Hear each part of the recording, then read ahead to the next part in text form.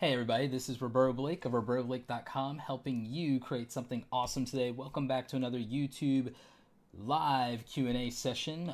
So today is Sunday and I'm doing something a little different. This is normally a very heavy editing day for me.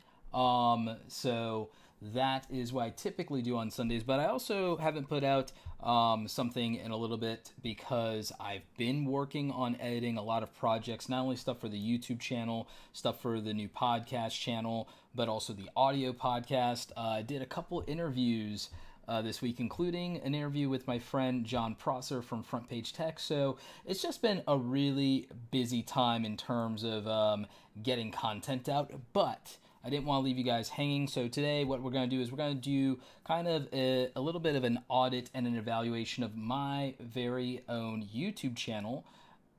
So let's go ahead and bring that up. So for those of you who may not be familiar with me, my name is Roberto Blake. I am a creative entrepreneur, and so I do a lot of business-related content on YouTube. I talk a lot about social media, including YouTube, Instagram, live streaming. I also teach you guys the tech you need and hardware you need in order to make online content to market your personal brand or your business. So I cover a lot of those things. I teach you how to monetize platforms online, so maybe that can help you start a business online or become an entrepreneur. So, if you're interested in those kind of things, you might want to subscribe, hit the notification bell, because it's the only way you'll ever get my YouTube videos, which we'll talk about here. And, we're going to get into some of those things. So like I said, I'm a YouTube creator. I have over 300,000 subscribers. I've got a silver play button here somewhere. I think it's actually over here, so people kind of care about that kind of thing. I also have 3 YouTube certifications: content strategy, content ownership, which is like the copyright stuff, and then also audience growth.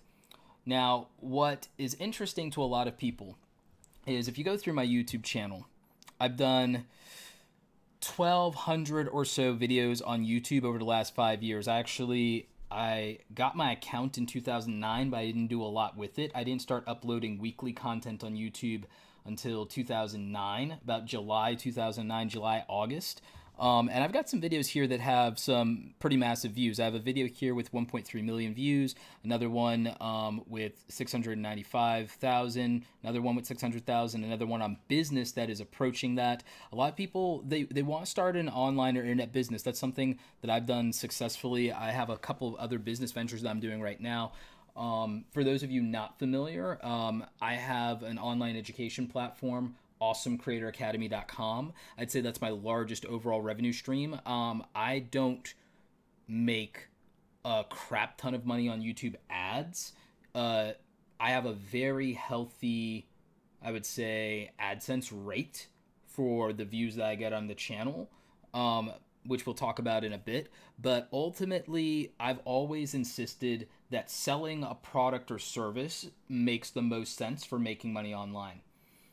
So that's what, one of those things that I like to bring up a lot is that making money on YouTube is more challenging than it's ever been from an AdSense standpoint. And it's almost not even worth thinking about AdSense, in my opinion, to be honest, in 2018, after the YouTube advertiser boycott, the influx of how many people get ads, and then there are certain niches that pay better than others. I honestly think that people doing online sales, affiliate marketing, sponsored content, things of that nature tend to make more money. But anyway, and I just believe in building a real business, and then you can use YouTube to market and scale and grow that business or your personal brand. But anyway, you see I've got some videos here that have 200, 300,000 views. This is even when I was a smaller creator, some of these racked up views, and it's obvious kind of how these things work. It's tutorials a lot of the times. It's things that talk about career professions. It's things that talk about making money online. And then we have, those are my most popular videos. Then we have my speaking engagements. I put these speaking engagements up on my YouTube channel because they help me get more potential speaking engagements. They show how educated I am in a specific subject matter. A lot of these speaking engagements are brands and conferences that bring me out to talk about YouTube as a platform, but to put it into different types of context. I was recently at VidCon, which is probably the biggest YouTube related event. I also did Social Shakeup, which was here in Atlanta where I'm based. currently. And there were a lot of these conferences. I went to a podcast conference and talked about YouTube there, but I've also done things on personal branding. And I really put a lot of the YouTube stuff, not only in the context of creators, but in the context of online businesses. Now, you're looking at these, and a lot of these videos don't have the most impressive view counts, because it's like, Roberto, you have 300,000 subscribers, but some of these videos have like 3,000, 10,000 views. But it's an ask of a commitment of somebody to watch something for like an hour or 45 minutes. Granted, it is like a conference that people usually get on a plane, buy a hotel, and pay money for a ticket at the door. But I put these free conference events out for people because, one, it helps people who just can't afford it. And that's something that's really important to me personally, is to help people who can't afford things. In fact, part of why I started my YouTube channel and my journey from 0 to 300,000 subscribers, and again, we're going to get into like literally the lifetime data of my YouTube channel in the back end here. I'm like not kidding about that, but I think it's important to put the channel itself and what it does into context. And so when I started doing YouTube videos, I was making videos because I couldn't afford to go to a big school like a lot of my friends, right? I was in a small town and I paid for community college cash. I did not start my life in student loan debt, and I think that's really important. And I went and I built on a skill that I had been developing since I was a teenager, and my skill was graphic design. And so I went to school for graphic design, advertising, and marketing. And I was able to get a really good job without even finishing a 4-year degree, and to work directly for a local business that I had planned to work for upon graduating. And I felt that people shouldn't have to go into massive amounts of debt in order to be able to have skills that can make them money, so they don't have to work minimum wage at the mall. And so I started making tutorials on YouTube around the skills that I had. I taught people software, and I taught people video editing, things like Adobe Premiere Pro. To this day, my Adobe Premiere Pro video editing tutorials are some of the most viewed videos on my platform. And so is my advice around Adobe InDesign, which is another graphic design platform, becoming a web designer. So a lot of people give me some criticism sometimes of thinking that the only reason I grew on YouTube was doing YouTube tips videos, but I didn't start doing any videos about YouTube until I'd been a YouTuber for like 2 to 3 years, growing my channel. And it's only because people in my community had questions and they asked those questions, and I wanted to deliver on that value for people. So a lot of my content was mostly around the software or career advice that I wish I had gotten to help me early on so that I could make money, because I don't feel like if you have access to the internet, I don't think you should be.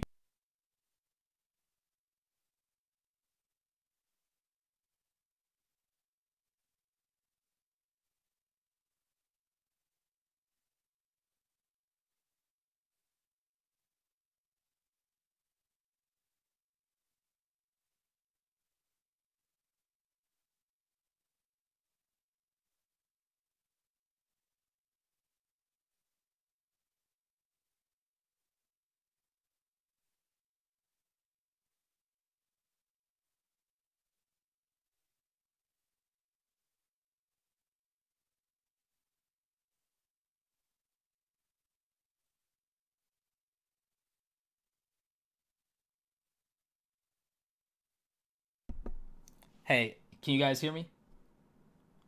Can you guys hear me now? Hey, is the audio back?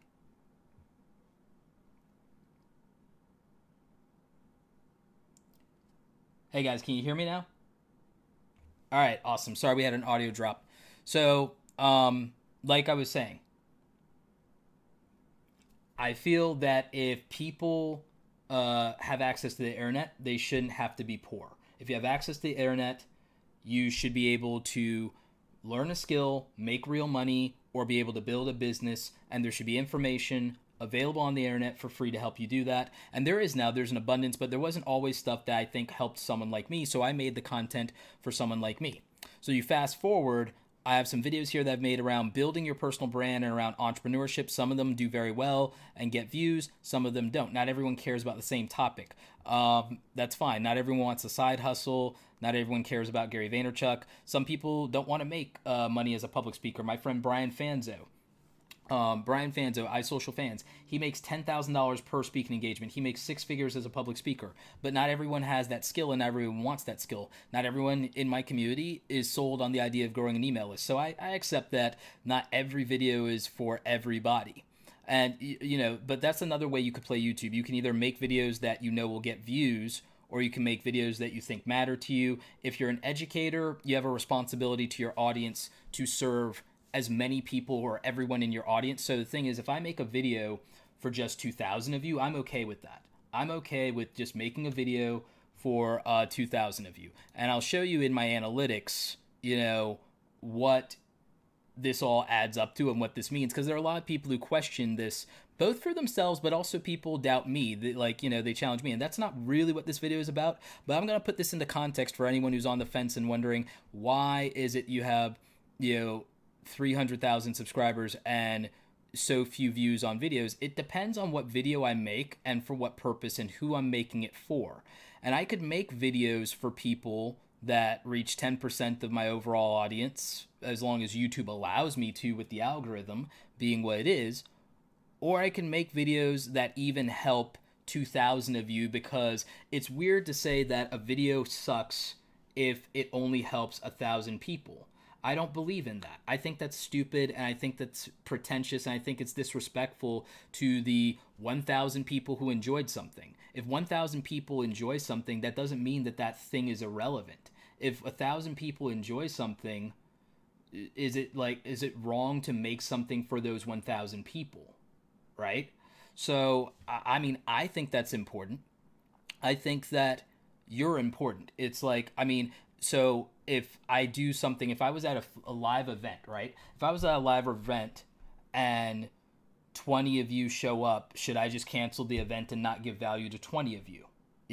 So I think that people judging views are disrespecting the people who enjoyed what they saw. And I think that that's something that we all need to take more into perspective. So like I said, I make a lot of these different videos. Back when I started, variety channels could do okay on YouTube. I don't believe variety content does very well now, but I've always had a real specific goal in mind. How can I educate people, with the knowledge I have? So let's go into my analytics quick, and we'll go with the main dashboard instead of the. We'll go with the main dashboard instead of the. And I think that's traffic sources, that's demographics. We'll start with the main dashboard, and then we'll go to the new beta dashboard. So let me give you guys a larger overview of this so that you can see everything. All right, so we've got this going on here. By the way, I think I do want to, before we get into this, there's something else I want to get into real quick. Today's video is actually brought to you by my friends at TubeBuddy. I would be very remiss in not mentioning this. So one of the things I did that helped me on YouTube was I use a tool called TubeBuddy, and you can go to tubebuddy.com/awesome. That is my link for that. Use the discount code Roberto's Buddy, and you'll get a really nice discount on that. You'll get 20% off on your plan. And guess what? This tool actually helped me considerably, and it still helps me today. TubeBuddy is sponsoring today's video, and they're the best, the #1 tool for helping you with your YouTube channel overall, because you can have productivity tools. A lot of the things I use actually are templates that I made and defaults that I made so that when I want to upload certain types of videos, I can save time. And then there's also the bulk processing feature, there's the SEO features, and then I love the data and research. You can find out things like you can look at and compare your channel to some of your competitors in your niche. You can do a demonetization audit, which is really important for a lot of you. If you're making content and you're getting demonetized, this could actually help you do bulk manual reviews. So I really feel like TubeBuddy can help a lot of you. So make sure you're checking out tubebuddy.com/awesome. Thank you to the TubeBuddy team for sponsoring today's analytics video. So let's go into a deep dive on the video and everything like that. Now, I brought up my...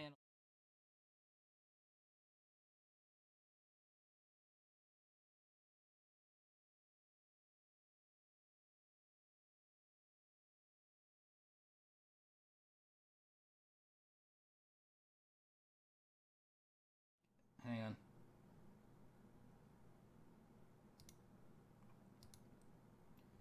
All right, wait.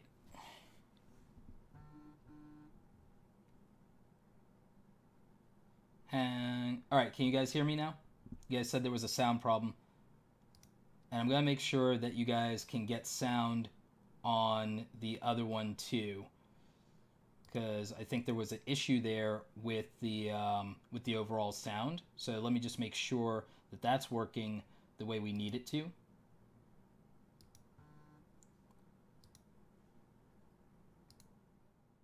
All right, can you guys hear me right now? With the analytics dashboard up, can you guys hear me? Because I just want to make sure. All right, you can hear me? Yeah? Okay, great. So a lot of people razz me a little bit about my views lately on the channel, or my views in general, without any context. And a lot of people think that, well, maybe something is wrong with the channel, or maybe there's something suspicious going on. But the thing is, you have to have context.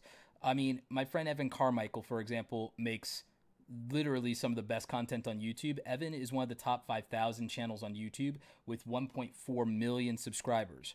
But Evan's views can be hit or miss too. He has videos that have 5 and 6 and 4 million subscribers.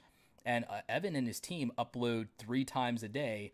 But look at Evan's views with 1 million subscribers. Now, there are reasons for that, and some of that is the YouTube algorithm. A lot of larger creators and smaller creators complain about the YouTube algorithm, but I want you to look at a channel that does quality and quantity. And Evan has a team. Evan has like a 5-person team behind his channel and is making some of the best content on YouTube if you actually watch his videos.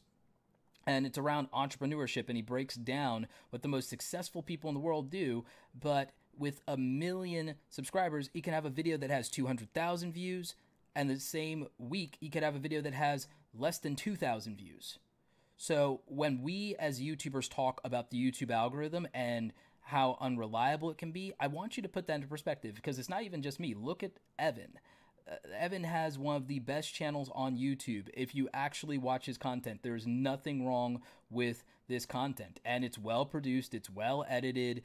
This is good quality content, and Evan is one of the most successful public speakers and entrepreneurs literally in the world. Evan is world class and undeniable. Okay? And if you watch this content and the way that it's done and the way that it's produced and edited, it's smart content. So why with 1 million subscribers does it struggle sometimes to get views? And there are reasons, and the YouTube algorithm is ridiculous sometimes. It's there, it can be helpful in some ways, and then the other days it can betray you. But Evan also gains almost 2,000 subs per day, and part of that has to do with the sheer volume of content that Evan has. And so if someone ends up discovering a video of Evan's and they like some of that content, they may not watch everything, and they may not watch the latest video. YouTube may not promote them the newest video from Evan if they don't have notifications on. So, you know, there are reasons that channels don't always get views, and sometimes views don't happen short term, sometimes they happen later. In fact, this video that has 1.3 million views, initially in its initial lifespan, this video, the first day I uploaded it, got I think 3,000 views the first day I uploaded it, and that was it, the first day. And a lot of people judge the quality of this video based on that. And yet, 6 months later, it started getting traction again. People actually were looking more for passive income, and I got a lot of recommended views, and it, quote unquote, it never went viral. It didn't blow up. This was all accumulation over a period of time, but this video was successful over a period of time. And so that's what happened with this particular video, right? So if I look in YouTube analytics, and I want to get back to the overview. So if I look at the overview of the lifetime stats of my YouTube channel, the lifetime stats of my YouTube channel when I signed up in 2009, which I didn't make videos in 2009, not really, and I'll show you guys something on that. I didn't start gaining any subscribers or anything until I started making weekly videos in 2013. But this is the reality of 2013 to 2018 on my YouTube channel. And, you know, this is how those things came out for me. And so it's 22 million views, but you'll notice that it was all build up over time. It was compound interest, right? So it's the law of compound interest, and that's how my YouTube channel has always historically worked. People adding videos in playlist includes people adding stuff to favorites, adding stuff to their own playlist, and things like that. So that also tells me that a lot of people had interest in this. And then that's a lot of comments. That's a lot of shares. That helps definitely with the channel. But let's take this even further in terms of context. So demographics. Breaking down who my audience is. If we break down who my audience is, especially if we focus on age, let's look at who watches my videos. The majority of people that there are on YouTube are young people. And then after that, the people that want careers, want to make money online, have small businesses, want to promote themselves on social media. If you think about that in context, my audience is older. So when we think about the views on my videos, think about people, the largest demographic I have of my entire audience is 25 to 34 years old. So let's think about somebody who is 25 to 34 years old in the context of my channel. So with all the stuff that they could watch on YouTube,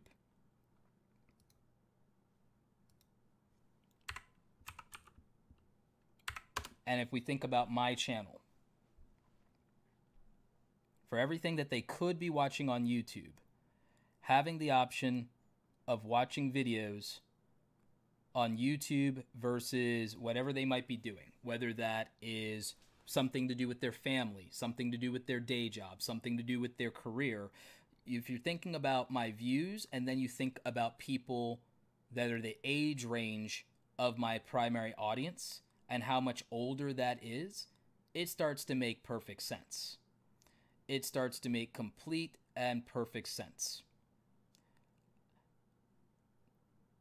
I mean, I have more people that are over 40 watching my channel than are under 18, which is the majority of disposable time to watch YouTube content.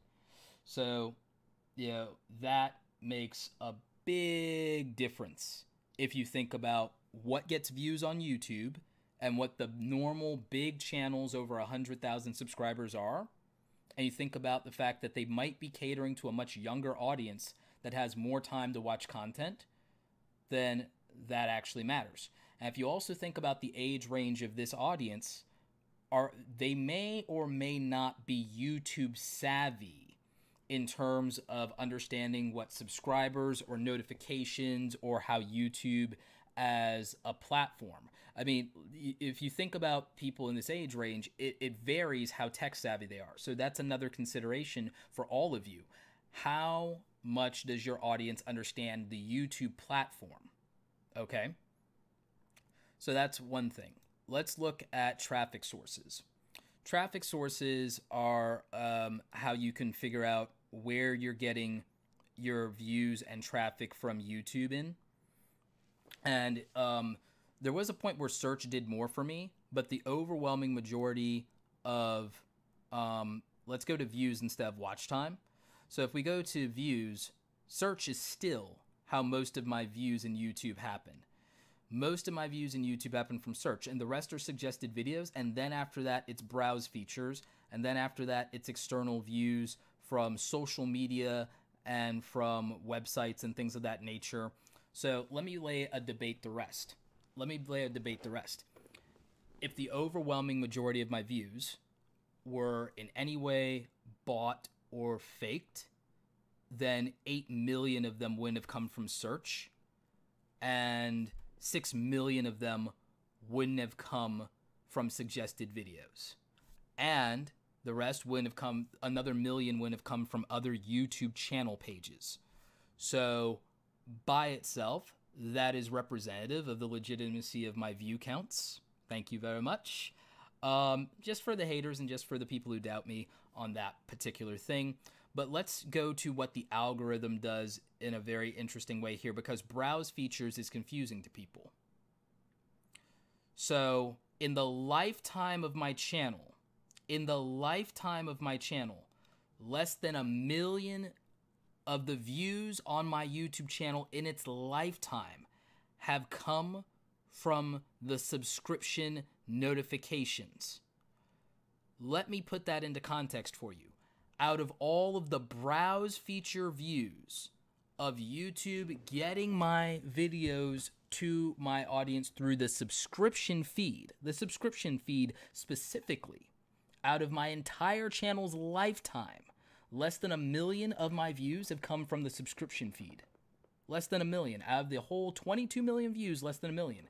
Now, out of YouTube promoting it to the home page for the entire lifetime of my channel, which means if it's on the home page, that would be where subscribers would have found it being recommended to them, but also new audience reach that YouTube is going to give me.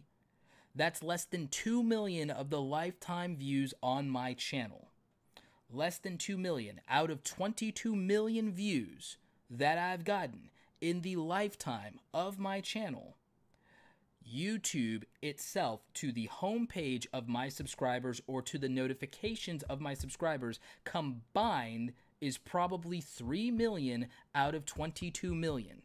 I want you to think about that. I really want you to put that into perspective. So let's take a quick pause here because we're 28 minutes in, and I want to answer some questions you guys have before we go any further with this.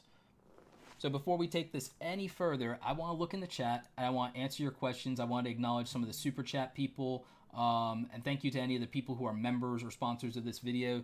So GMA Lolly asks, hey Roberto, do you know anything about watch time for children's programming?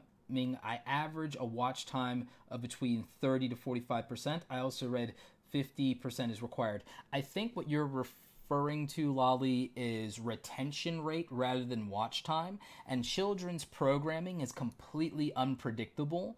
So I don't have a great answer for you on that. I do know that children tend to do binge watching sessions. But that's something that is very hard to pin down just because children's content is very, very specific, and it's a very hard niche to do with any predictability just because you have to take into consider the children, the age, and then how their parents are responding, what devices is on. It's really hard, and we don't have a lot of conclusive data around that. So yeah. So to anybody in the chat and to anybody who's looking at this, let's look at the data and let's look at the facts here. So subscriptions and notifications on 22 million lifetime views have only accounted for about 3 million of those views. So how much do subscriptions matter? Now, granted, having a notification squad in 2018 and having people ring the bell. And if more of your audience, if you're a small YouTuber and you get your audience to ring the bell and they are on notifications, your channel will do much better than any other channel in terms of view to subscriber ratio. It'll be healthy. But if you started a channel before notifications even existed, as far as the subscriber notification bell, and if you started a channel and you didn't promote the notification bell as you grew, it's going to be harder and harder for your actual subs to get your videos. You'll notice that YouTube specifically, I showed you in the data, I proved in the data, YouTube is promoting my videos. They're not, completely burying my videos. But if you think about it, almost none of my views were a result of YouTube pushing that to the subscription feed, or YouTube pushing it to subscriber notifications, or to the subscriber's actual homepage.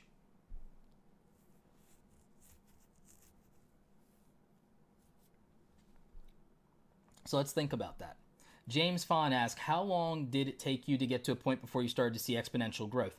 I never saw exponential growth on its own. It was compound interest. It was cumulative growth. It was in proportion to inventory. It was about making more videos. It happened for me mostly, after I did more frequent content. I also think, though, if you concentrate content in a specific niche, you do better in 2018 than in years past. And that's why we're reviewing, the overall lifetime of the channel.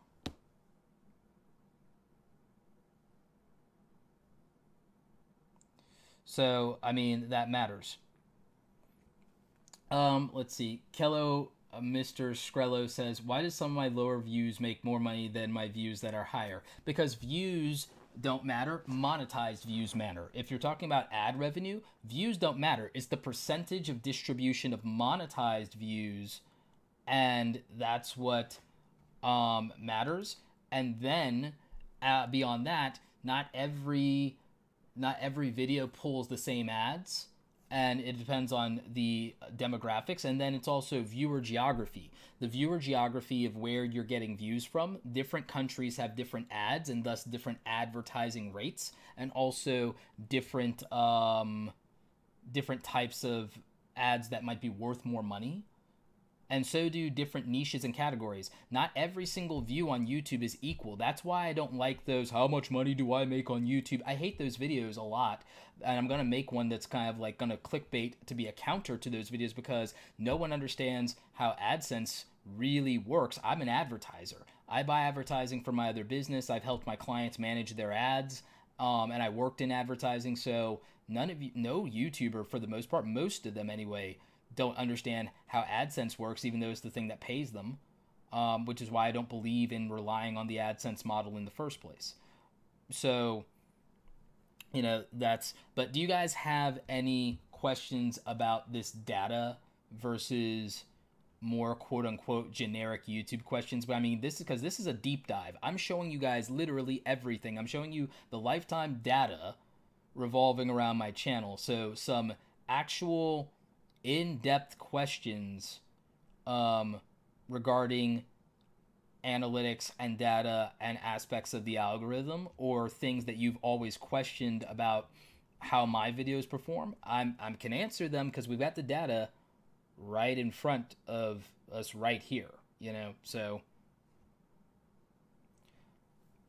Piper Cleanercraft says, I think you can totally rely on AdSense. I fundamentally disagree, because it's not predictable. There's the January slump because of that. The advertiser boycotts. There are entire channels that have died because they were relying on AdSense and then were subject to the advertiser boycott. I mean, if you're a very safe and family-friendly channel, it's possible that you could quote-unquote rely on AdSense. But as a general rule, I personally think it's a bad business model.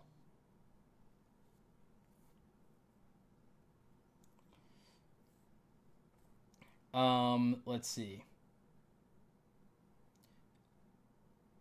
Yonatan asked, Roberto, I haven't uploaded anything in 90 days after uploading every week, once or twice per week. Are there any tips to make sure that subs get my video? Ask for notifications in the first 30 or 60 seconds of a video.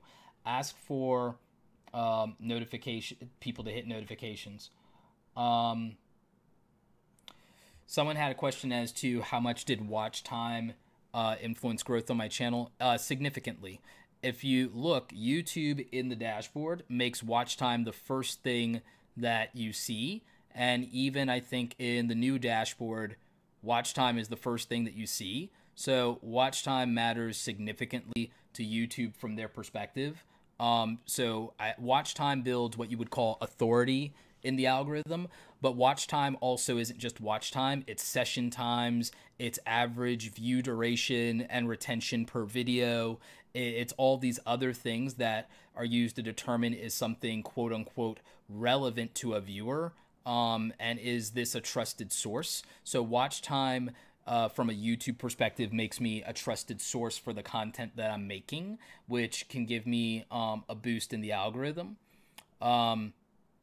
So that's why it would definitely be important. Looking at demographic data and ages and things like that is important because that's for context of, well, who watches. Because, I mean, if you look at it and we measure watch time, most of my watch time is from the people who are 24 to 35. And I would probably venture to say that if I wanted to break down something else, like what could I compare here? I think I could average view duration based on age. So based on viewer age, I could look at average view duration. And here's what you'll notice as a pattern is that my average view durations are much better with older audiences than younger audiences that have low attention spans. You notice the older someone gets, the better my average view duration is. So in terms of holding people's attention, I'm very good at holding people's attention the older they are and the more detailed information they want. Younger people, not as much. So, I mean, that's something that, is important to take a look at. And I don't think a lot of you even look at this. So we got a super chat here from Bing Dong. I hope I'm pronouncing that right. Thank you so much. Stopping by and saying hi from Virginia, Roberto. Keep up the amazing content. Oh, yeah. Thank you, buddy. I appreciate that. Clean Shot says, hey, Roberto, $10 euro. Thank you. Hey, Roberto, I got same audience as a friend of mine from Canada and same niche. However, he is making 4 times the money with the same views. Do you know how that is possible? It's possible, possibly, even though it's the same niche and the same type of audience, that the distribution of views for ads in Canada, ads might be more valuable in Canada than they are in the UK. So, and with the copyright and all the data protection things and how the UK is with advertising and what's advertiser friendly, it doesn't surprise me that somebody that's in Canada and might be getting a lot of views from the US. So you look at geography. Geography determines ad revenue in a way that most people don't consider. Geography affects AdSense, guys. Where your viewers are and what ads they get based on the country they're in and the language that they speak actually matters. Technology Move says, one question about type of videos. Will it be better to do only one type of videos like unboxing, or would it be better to upload different types of video like gaming and reviews? If you're in the tech niche, you can do unboxings and tech reviews. You can't also do gaming for the most part because it will not work unless you are doing gaming hardware. I don't think it works. So that matters.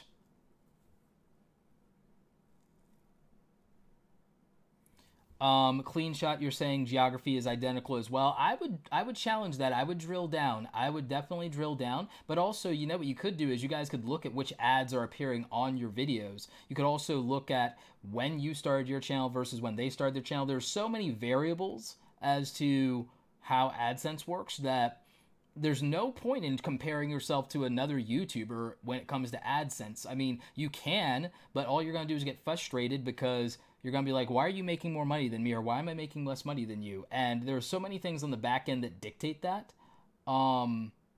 So, I mean, it makes a difference.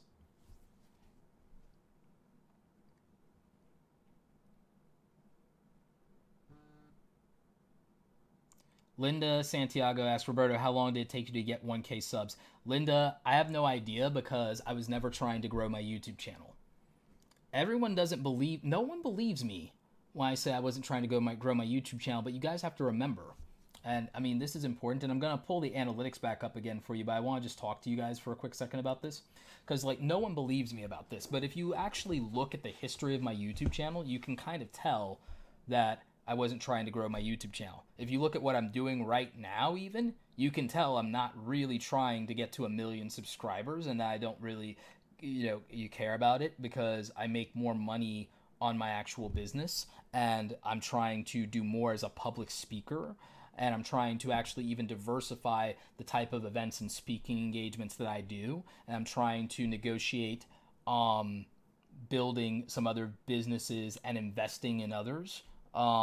There's a lot of people that I think have some really good and clever ideas with the startup space in terms of tech, and also some stuff in the influencer space, and so I'm working on some things. There's some things I want to partner in, so it's like focusing on that and focusing on how I get equity in what I think could be a ridiculously lucrative business or a new social media platform, kind of a bigger priority than having a gold play button and having a lot of people look up to me because of it. Building a creative services-based business and being a job creator, kind of a bigger deal to me than 1 million subscribers and a gold play button. And it's okay if you have a goal of wanting to grow an audience. I'm not trying to look down on anyone who wants to grow an audience at all. I'm just pointing out that it was never my first objective. My first objective was helping people like me who don't have money for college when they were younger have some kind of leverage and have the ability to attain a skill, helping people who want to make money online. Some of you are saying the audio is a little low for you. Let me see what I can do. I'm trying to not have the mic be too loud. Let me see what I can do and see if this helps. All right, so is this audio a little bit better for you? Is that a little... All right, so is that a little bit better? Is that like high enough? Because I don't want it to blow out your speakers or anything. But yeah, so I mean, for me, the goal has always been, how can I use the knowledge and skills that I have to best help someone like me in the way that I would have preferred to be helped? And then, can I make money doing that? Cool. How can I go bigger and do more with regard to both servicing that mission of helping people, and then how can I build my business, and how can I build my brand? And so I think you have to have goals that exist beyond building an audience for an audience sake, because I think that if your whole goal is you want to be famous, I don't think that people care about making you famous. I think people care about what they care about. And I think you have to deliver on what people care about if you want their attention, and if you are trying to grow in any meaningful way. Well, that being said, though, when I make content, I'm making content because the way that I validate myself is how useful am I. Other people validate themselves by how much attention they get, how much money they make, or how popular they are. And society makes people think in those terms. I evaluate my self-esteem by how useful I feel. And that's a very different metric. And so mental health-wise in YouTube, I probably am better off because I have that mentality. But in the corporate world, that's also a dangerous mentality. So it's an interesting thing of moving to entrepreneurship versus that. So there's a whole mindset aspect to this whole thing as well. And I want to point that out to you guys, because the reason I don't know, and it's hard to hunt down when I even look at it here, the reason I don't know how many, when I got to 1,000 subscribers, I mean, I could probably hunt it down, but the reason I don't know is because I wasn't focused on that in any meaningful way. What I was focused on was making my videos suck less, stop being awkward on camera, feeling like I was better at editing, feeling like the audio didn't suck so bad. Like I completely focused on how to make a quality product instead of how to grow an audience, because I didn't feel like I feel like there's no point in growing an audience for a dress rehearsal. Do you know what I mean? It's like, it's your dress rehearsal. What do you want an audience for? What do you want applause for when you're still practicing, right? So that's me. Like, I mean, other people feel that way and they get discouraged. I'm like,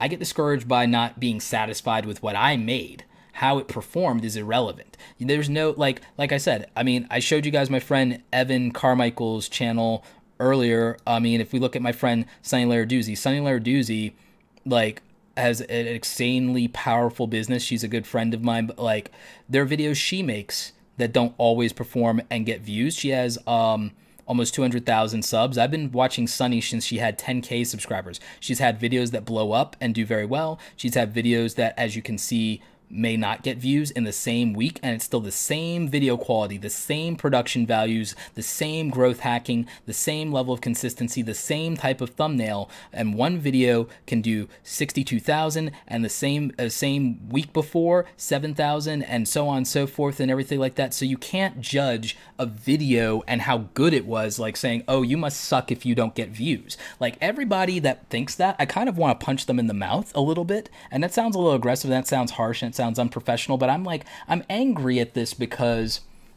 the reason I'm angry about it is because people are getting depressed because they're being judged by their views, and they're judging themselves and thinking they're not good enough. When I see a lot of you that have like 100 subscribers, 1,000 subscribers, making content that is just as good as people with 1 million subscribers. There are people with 1 million subscribers, and you have the same production values with 500 subscribers as some of these people. You have the same camera, you have the same lighting setup, you have the same thing, and even if you didn't have that, some of you are better performers or are more charismatic or are more educated than people that are bigger than you. But yet people are putting you down, or you're putting yourself down, and you're not thinking you're good enough just because what? Somebody didn't give you attention, somebody didn't have views. That is no measure of how good you are, is how many views you got, because there are plenty of people who make trash on the internet and get views. All right? So I'm not interested. I don't want to hear it. Views can go, like, screw off.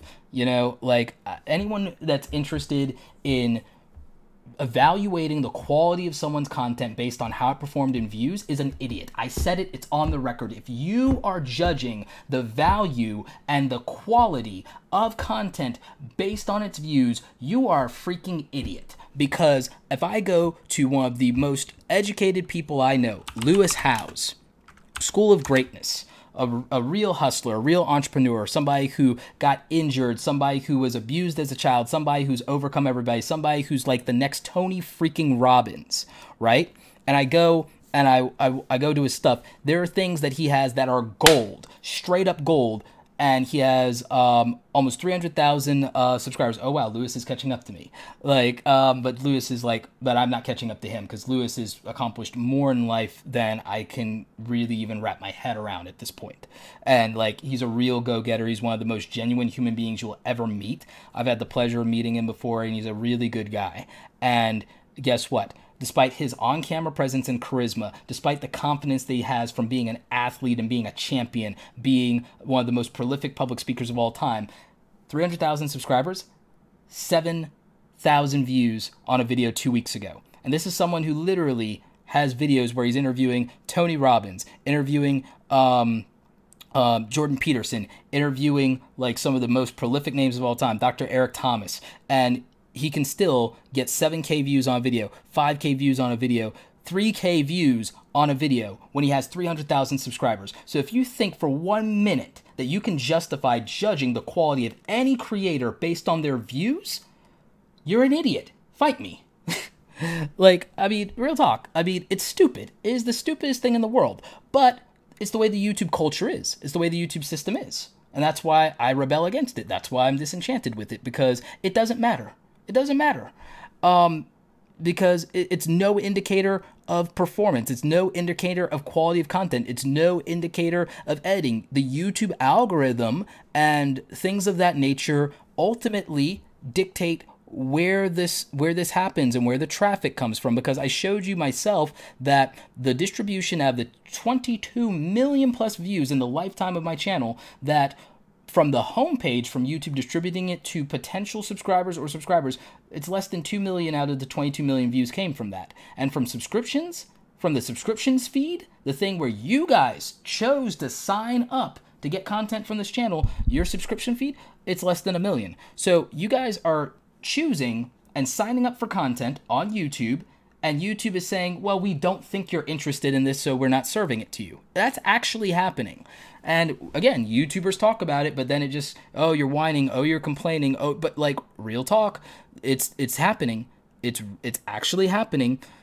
YouTube determines whether or not you get the content that you signed up for. So us having 300 subscribers, 1 million subscribers like Evan, 200,000 like Sunny, it doesn't matter if YouTube says that you didn't care enough about that content to watch every time we upload. YouTube won't give you those videos. YouTube will not give you the videos that you signed up for just because you hit the subscribe button. You'd have to hit this, you'd have to hit subscribe, you'd have to hit notifications, and you'd have to not miss videos. And then YouTube will say, okay, maybe we give you those videos. I mean, it's real, right? So, and like Lydia, don't feel bad about your question. It was a good question, and rants are awesome. Rants help put things in perspective sometimes because, you know, getting passionate about those things is not a bad thing. Getting upset about those things isn't a bad thing. Like I said, I don't know when I got 1,000 subscribers because it was never a goal of mine in that way, for those reasons. Because, in fact, I was actually concerned about growing too fast and not being able to produce quality content that I felt was worthy of an audience's time and attention. So, I mean, there's a threshold of that, right? Of, are you satisfied with what you're making? Are you satisfied with what you're making? So if you're not satisfied with what you're making, what does the performance matter? If 1,000 people, if 1 million people see a video that you're not happy with, and they want more of that, but it's a video that you feel personally embarrassed by, is that great for you? Do you want a video that you're not proud of to be viral just so you can be viral? Do you want a video that you feel is an embarrassment to what you feel you're capable of making to be the thing that goes viral? I mean, a lot of the videos that are the top performing videos on my channel, I like, are videos where I nitpick, and there's a lot of things I don't necessarily love about some of those videos. Whether it was the production, whether it was my on-camera presence, whether I feel like I didn't articulate my point well enough.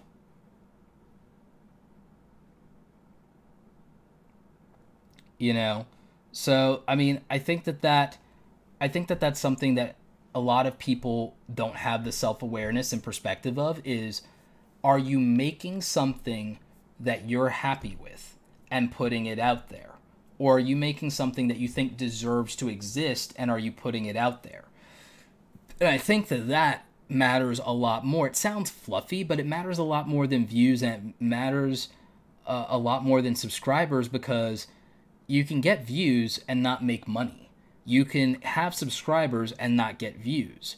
You could have a gold play button and still struggle to make rent. There are a lot of YouTubers who do, you know. They've written articles about it. People have interviewed about it and said, people came out after the adpocalypse and said, hey, you know, need support on Patreon, not making real money.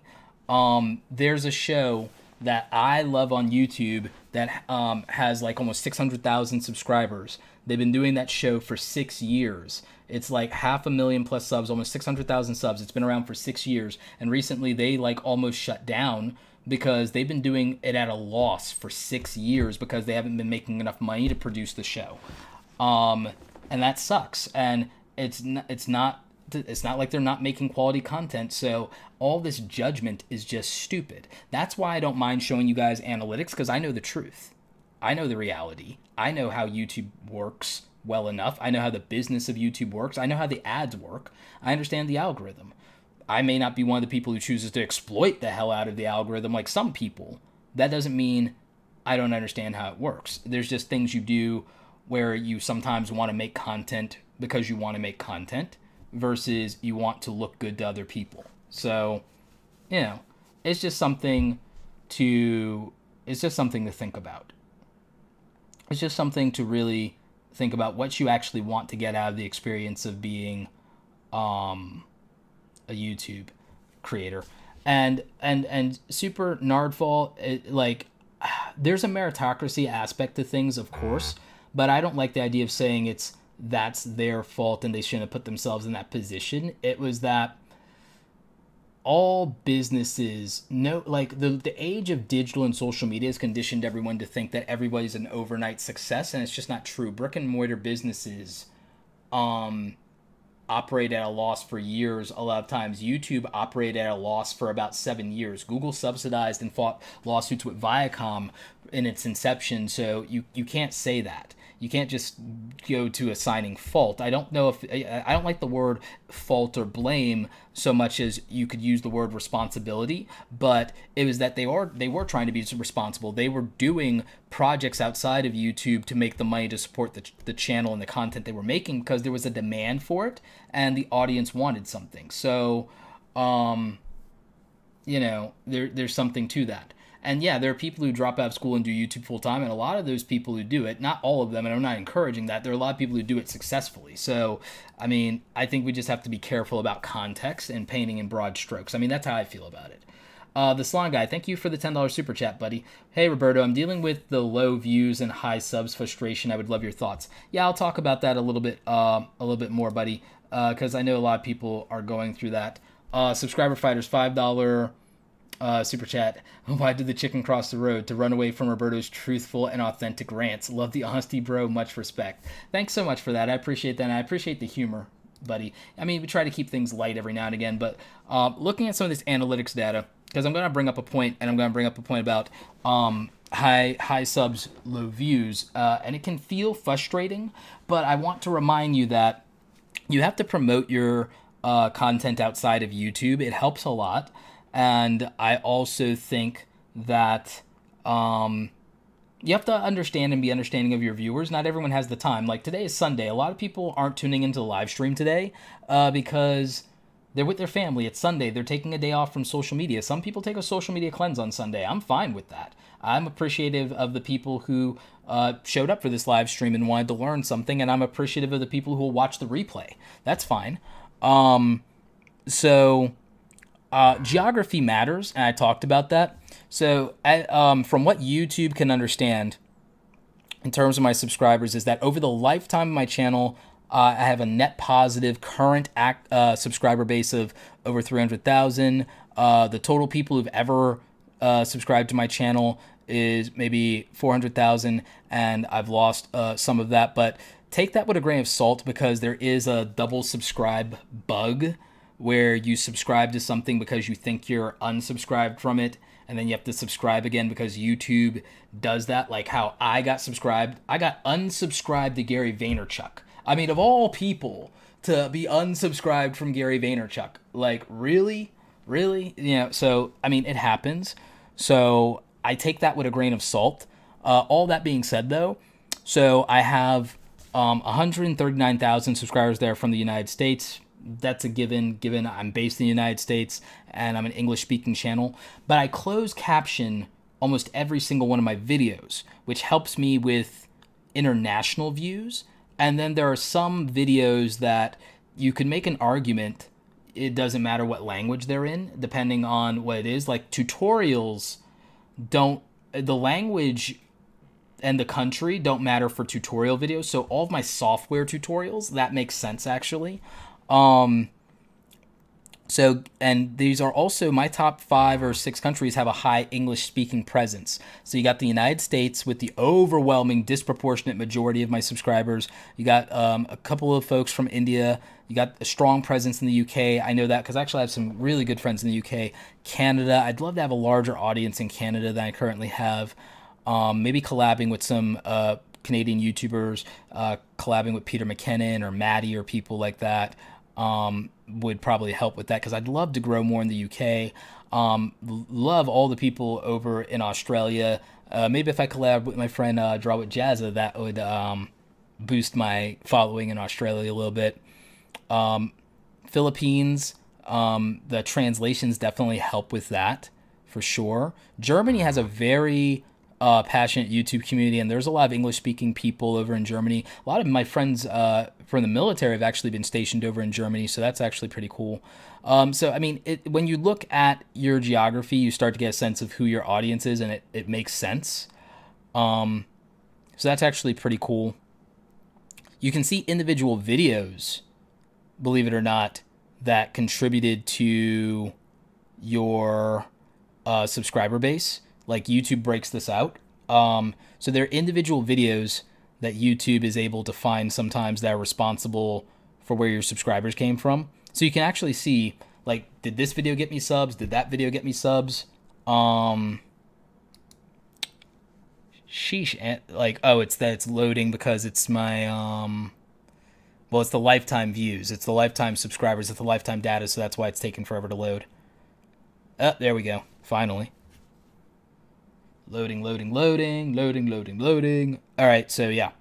So a lot of people, like I said, they make assumptions about my channel all the time, and they assume that I got all of my subscribers from the how to make YouTube videos, but you'll see that a lot of it's actually the small business and graphic design videos. I probably could activate a lot more of my user base if I talk about more of the creative topics.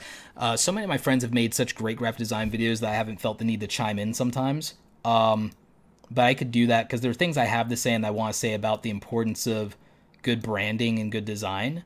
So I could do more of that.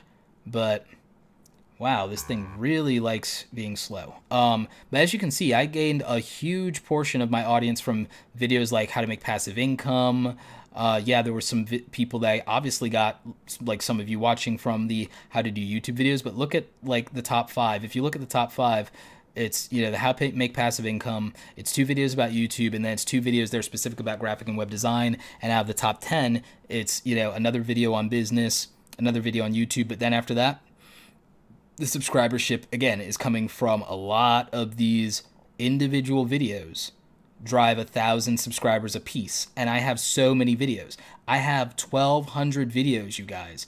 I have over 1,200 videos. A lot of them are tutorials. A lot of them, most of my content. There are only 200 out of 1,200 videos that have anything to do with YouTube specifically. Like, so 200, 250. But you'll notice that a lot of these are design, design, design, design, design. So then there's what's called audience fragmentation. Some of this is hardware, some of this is freelancing. So there's what I would call audience fragmentation. How much of your audience came for this type of content versus that type of content. That's why I tell you guys that now variety channels aren't a great idea, because if you do a variety channel, you fragment your audience. So if you have people who came for a specific type of video and you're not making that all the time, they become impatient and maybe they don't watch anymore. So those are factors in where you will have subscribers that feel like you've left them behind, or like, you know, there are a lot of people that subscribe for Premiere Pro video editing tutorials, and some of those people might watch other content on the channel, but maybe they only want to watch tutorials.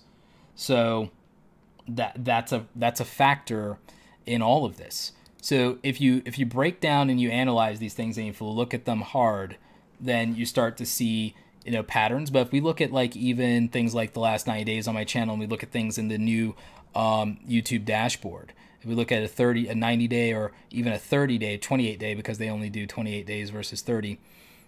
So like YouTube evaluates and compares your growth to a previous period, like the previous month. So it looks at the previous 28 days. Like, so in some regards, you can make an argument that I'm up versus last month, but maybe not. Maybe if I look at a 90-day period, maybe I'm not. Maybe if I look at compared to the previous year, if I look at the last 365 days and it compares it to a previous 365 days, you know, I'm down. But what's also the difference of the last 365 days? I've uploaded a lot less. A lot less. And you guys have probably seen that. You'll notice that in the last 28 days, I've uploaded 1, 2, 3, 4, 5, 6, 7, 8, 9, like 9, 10 times in 28 days, whereas I used to do 3 times that much content. 3 times that much content. So that makes a difference. Now, granted, I used to do 3 times as much content, but I'm still getting this many views and still net positive on subs. What if I went back to doing daily content, and what if I made sure for 30 days that that content was a little tighter or more focused? Exponentially different results, right? But will my work schedule and travel schedule between running my business and speaking at conferences, the next, like I still have 10 more speaking engagements this year. I still have 10 more speaking engagements this year. So will my schedule and lifestyle allow me to upload more content? and to increase those numbers? And am I interested in limiting myself to a focused area of content just to be able to grow and to maximize the numbers and to get more views per video? See, these are questions that creators have to challenge themselves with. Is like, there are things you could know exactly what to do to grow on your channel. That doesn't mean that they're a good idea. It doesn't necessarily mean that they're a good idea. I mean, if I look and I analyze individual videos, there are videos that got views and there are videos that didn't get as many views but got just as many comments. And that meant that I triggered emotional engagement. There are videos that I make that I know will perform, that I know will get 10,000, will get 20,000, will do very well. There are videos I know will do well. There are videos that underperform despite my expectations. Like, I mean, I did an interview with Marquez, and you know, I would have thought that that video would have performed better, but it didn't. Maybe the 18-minute timestamp, even though it's MKBHD, maybe that you know, wasn't something that people were as interested in as I was. You know, I felt like we had a lot of fun during that interview and it was really good content. But the people who watched it felt that way. The YouTube algorithm had other ideas. But I do a video about IGTV and that got views. I did another video about IGTV. That one is probably more evergreen, more long tail. I imagine that because that's one of the better tutorials on IGTV, and it's also 5 minutes, and it tells you exactly how to use the app, that it'll do better. So when I analyze these things, this is why I try to not take it personally, is because the algorithm decides whether you guys get to see a video or not. I promote it and do the best that I can to put it in front of as many of you as possible. But, you know, if you guys don't check on the channel for yourselves, there's a chance you might not get the videos. If you don't hit notifications, there's a chance you might not get the videos. If you skip a video because you're like, oh, I'm not interested in this today, there's a chance YouTube might decide that you're not interested in my content at all. And that could happen to any of you. So, you know, there's only so much you can do about it. And I'm not trying to be negative. I'm just saying that there's only so much point in worrying about it, because you can just make the best content you can, promote it to as many people through as many platforms as possible, and do your best. Because ultimately, if you look at this graph, YouTube is going to decide what videos should suggest your content. Search, you can try and do what you can with search. I always do. But then for the browse features, which make up your subscribers, notifications feed, and the homepage, YouTube makes those decisions for you. Like, out of the lifetime of my channel, the notifications bell for the lifetime of my channel has produced approximately 1% of the overall views of the entire channel. Think about that. Notifications, even just having notifications turned on, as much as we turn on notifications for the lifetime of my channel. For the lifetime of my channel, notifications produced approximately 1% of the overall views.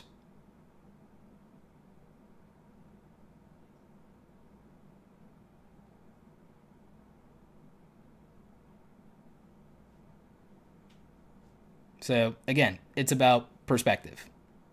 It's about perspective. If I look at this for, let's just look at it for the last 90 days. Let's look at the last 90 days and let's go back to see notifications. What have notifications done for me in the last 90 days? In the last 90 days, 1.4% of my overall channel views came from notifications, 41% came from YouTube search, 23% came from suggested videos. So thank you, YouTube, for search and suggested videos. So 64%. Nope. Let's add external. So that's because that's me promoting in social media. And then let's, all right. So look at this. In the last 90 days, 74, 78,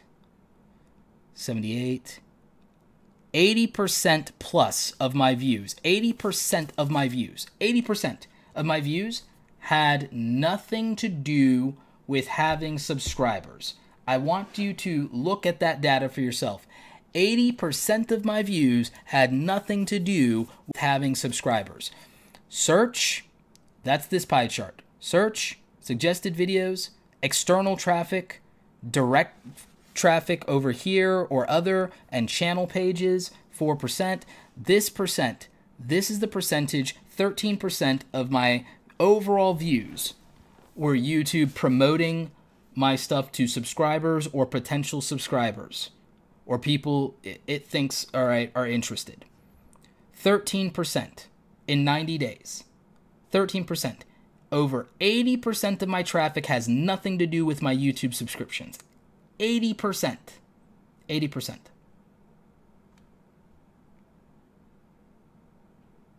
So, if you think about that, growing your subscribers may not do anything for the growth of your YouTube channel when it comes to views and thus when it comes to your monetization, which means that you cannot assume that because somebody has subscribers that they're getting views. And it's not strange. Almost every YouTuber of standing has talked about this. Philip DeFranco has talked about this. Casey Neistat has talked about this. Almost all the vloggers have talked about, H3H3 has went on rampages about this. Rampages.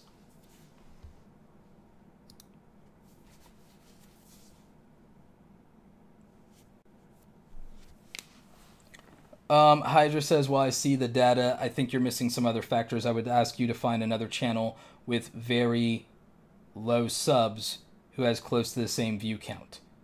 Oh, no, that's easy. Like, to what point? Hydra, what's your point? Hydra, what's the point? There are plenty of channels that have quote-unquote small subscriber counts that have high views. Views bigger than mine, views bigger than other big channels. I don't understand what your point is. Because, I mean, that has nothing to do with subscribers either then. If a channel has low subscribers and has a bunch of views, the views didn't come from their subscribers. Right?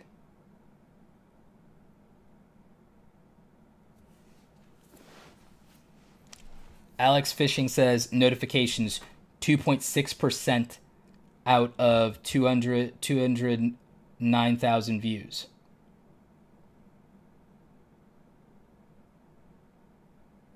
Yanada24 says, I have low subs and high views over time because I rank well on YouTube. That's entirely possible. Shares can get you views regardless of subscriber count. Search can get you views regardless of subscriber count. That's where the majority of my stuff still comes from. Recommended suggested videos, because you're on topic, because you're on a topic or a trend, can get you views. That could make a difference.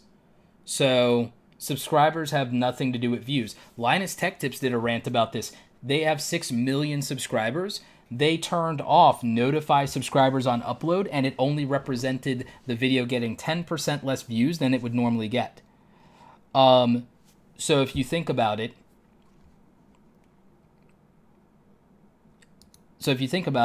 that makes a difference. So Crypto Cruising says, I have 750 subs and I get 8.4Ks on a video Monday, and I'm far from a big crypto channel. Crypto Cruising, traffic-wise, I would assume that most of that either came from search or recommended, and the numbers are probably similar to what mine look like in terms of search or recommended. Andrew Kahn says, my views outweigh my subscribers, but that's because I rank well for things, but people didn't stay for me. Been working on including myself more, and more people are subscribing. Yeah, that makes a difference too. People could come from for the subject matter or the topic and not the presenter. That's a factor if you're, depending on what your stuff is, especially if it's information based.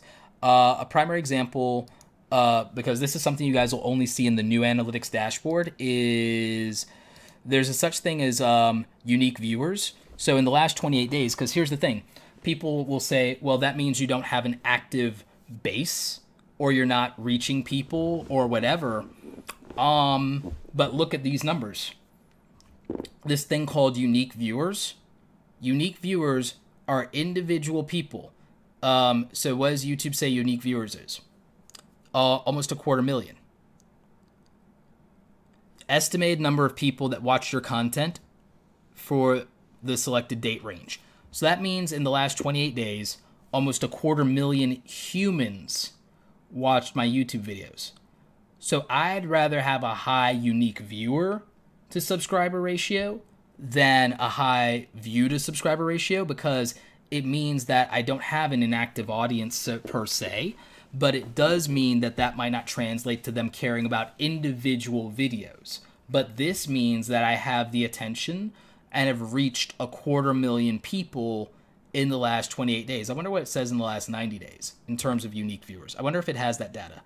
In the last 90 days, I've reached almost 1 million unique viewers on those 1.2 million views over the last 90 days. That's a pretty significant ratio. So if we want to talk about view to sub ratios, I'd rather talk about view to unique viewer ratios, because that seems more representative of something tangible to me, at least. Because these are actual humans. It means in 90 days, I reached almost 1 million human beings, unique individual human beings in 90 days, based on YouTube being able to identify a unique viewer, and that they could be doing that through cookies or IP addresses. I'm not sure which method they're using, or if they're filtering for both. They could be. So I would rather see that than just arbitrary high views. Because this contextually is more significant, because it tells me I'm having an impact with actual people. Now, it'd be nice if all of or half of my subscribers cared about every single video I make, but I think that more people come for their interest in a topic, and guess what? A lot of people may not need to solve that problem in a day for the video that I make. Same thing with you. They may not be interested in this thing anymore, but you know, if you think about it, people are entitled to be interested in what they want and care about what they want, and to skip things. It sucks for us as creators, but as a viewer, that's their prerogative. I don't even watch every video from my favorite creators all at once or the day that they upload, because I'm busy doing my own content or running my business or traveling or getting on a plane or going out to karaoke with my friends whenever I actually make time for them. So, I mean, I think that that is a better determination of whether you're doing good content, because I understand the impetus to judge yourself on, well, did my video suck? I mean, if I look at, I haven't even looked at the analytics hardcore on this new video that I put out, the last video I put out, but in terms of audience retention, I mean, it's not great, but it's like the comments were good. Like, so, I mean, this video, someone could say, oh, well, this video tanked, but it's like, I don't think people are uninterested in how to create slow-mo video. And this video did rank, so I don't know what YouTube is thinking when it came to this video. So I don't know. But if I look at, let's say, this video that performed well, it had a really good average view duration, and the retention is pretty slick. So if I look through it, I mean, 10 minutes into a video, I still had 45% of the audience. Granted, it seems like 20 seconds into any video I make, I lose 20% of the audience 20 seconds in, even when the video is very specific in those first 20 seconds about what the video is about. And I've tested this. Literally. I mean, I'll show you guys.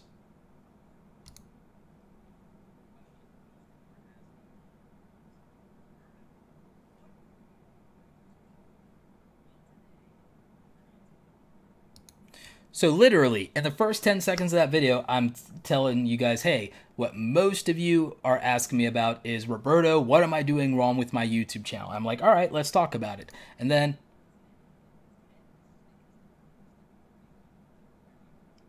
I say, okay, I'm going to tell you 10 mistakes most of you are making here on YouTube. This is 16 seconds into the video.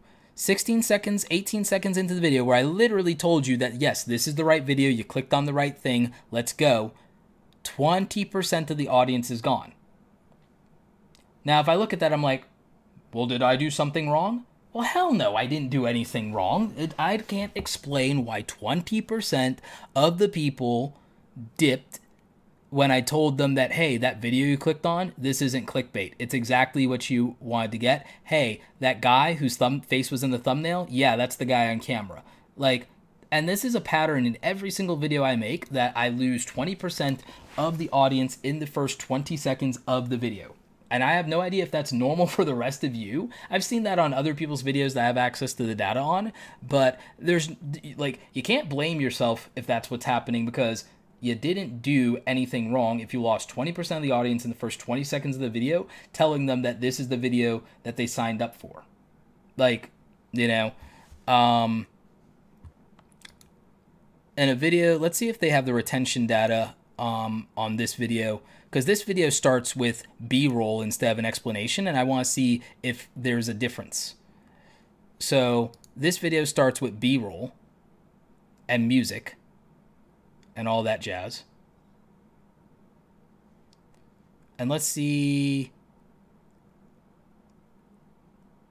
Wow, this starts with B-roll and cinematography, and it loses 20% of the audience 7 seconds in. So, oh, well, talking head is boring. That's not the answer. That is not the answer. So, you know, there's like no accounting for it in that particular way. If I go and I do another video that started with B-roll, and I look at the retention data on that, which it had a good average view duration and retention, over 50% average view duration, but in the first 5 seconds, it loses 20% of the audience. And this video starts with cinematic B-roll.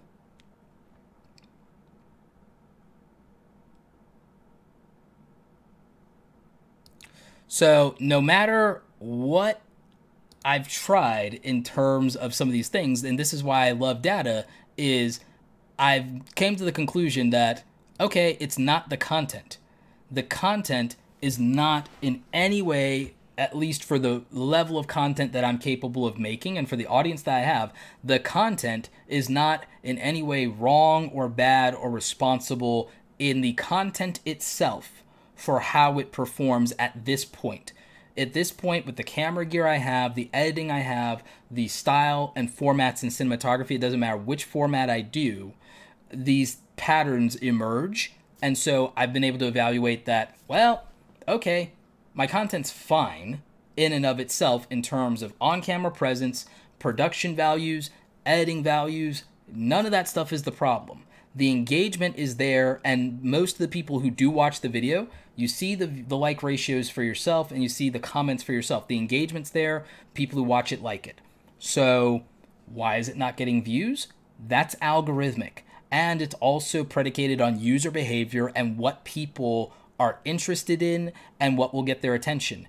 This video, until I made the title slightly clickbaity by throwing how much the camera cost in there, did not perform until I did that. It was stuck at 3,000 views. I changed the title and it got 10,000 more views and it performed. Granted, because I made that title slightly more quote unquote of a clickbaity title to see what would happen, just to see what would happen, there was a hit on the view to like, the like ratio, the view to like ratio on that, but ultimately it still was net positive and more favorable. 80%, 83%, that's fine, on a 5-minute video, and its overall performance in general did very well. Let's see. Let's pull up the last 90 days because I don't know if that's 30 days old or older. Yeah, that's more than all right, so here's what happened. Here are, and let's go to views. So here's what happened with this video. This video started out the first day, it got 1,000 views on it the first day, and then it's dead, it's dead, it's dead. I changed the title.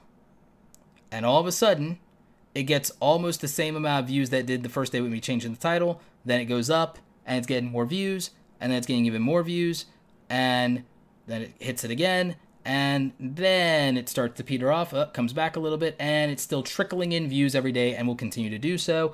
So literally changing the title for anybody that would have complained about, like, I don't like this title, or I feel that this title is clickbait or whatever. Oh, well, look at what happened.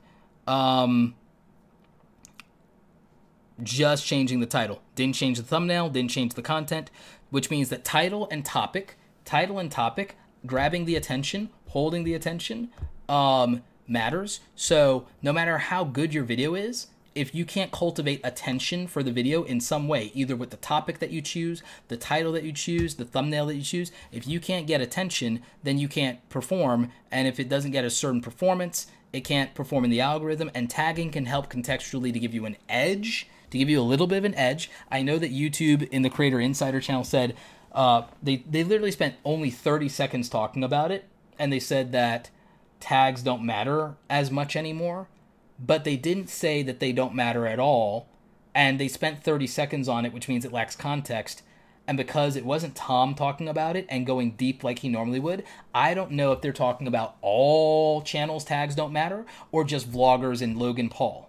So, like, when they say things sometimes, I flinch because I'm like, are you looking at channels of different sizes?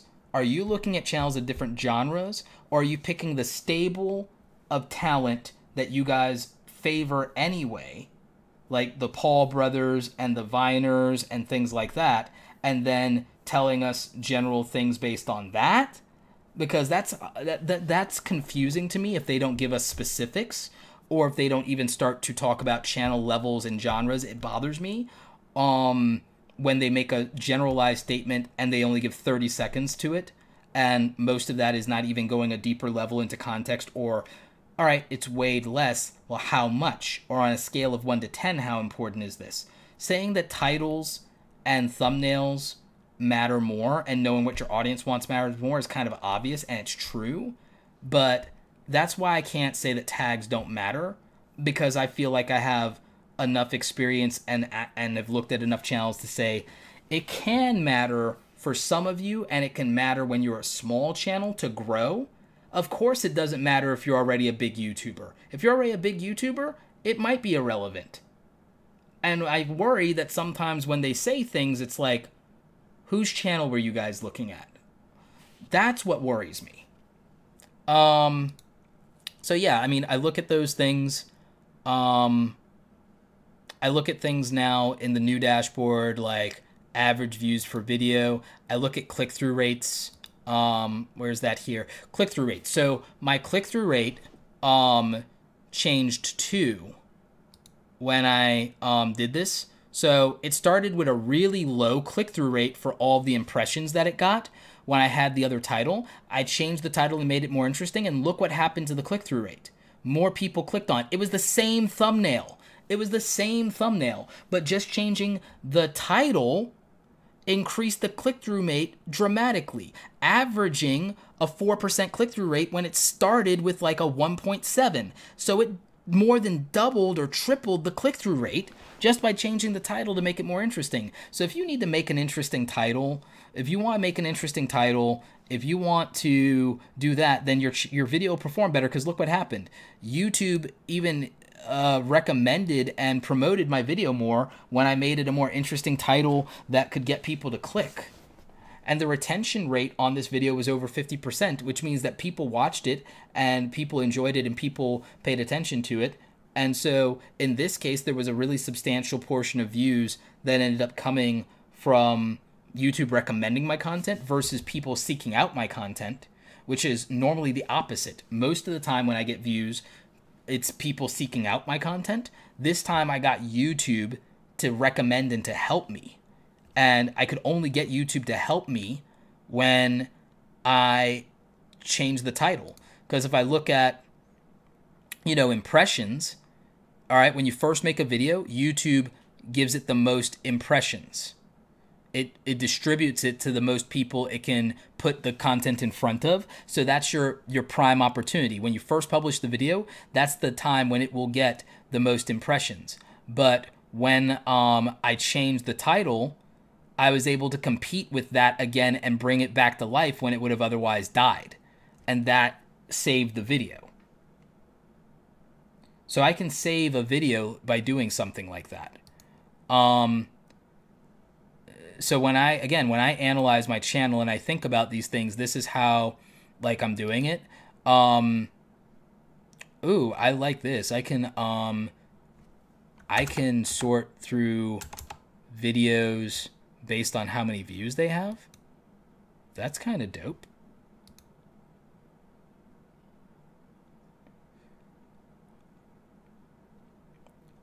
All right, so yeah, I could sort through videos with, is this, all right, so this is based on, and not in chronological, or, oh wait, yeah, this is by most recently published videos. So this is my most recently published videos that all have over 50,000 views on them.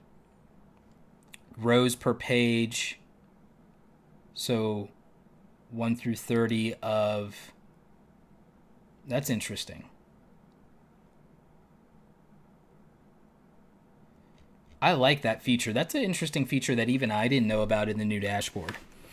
So I can see that I have almost 100 videos that all have over 50,000 views.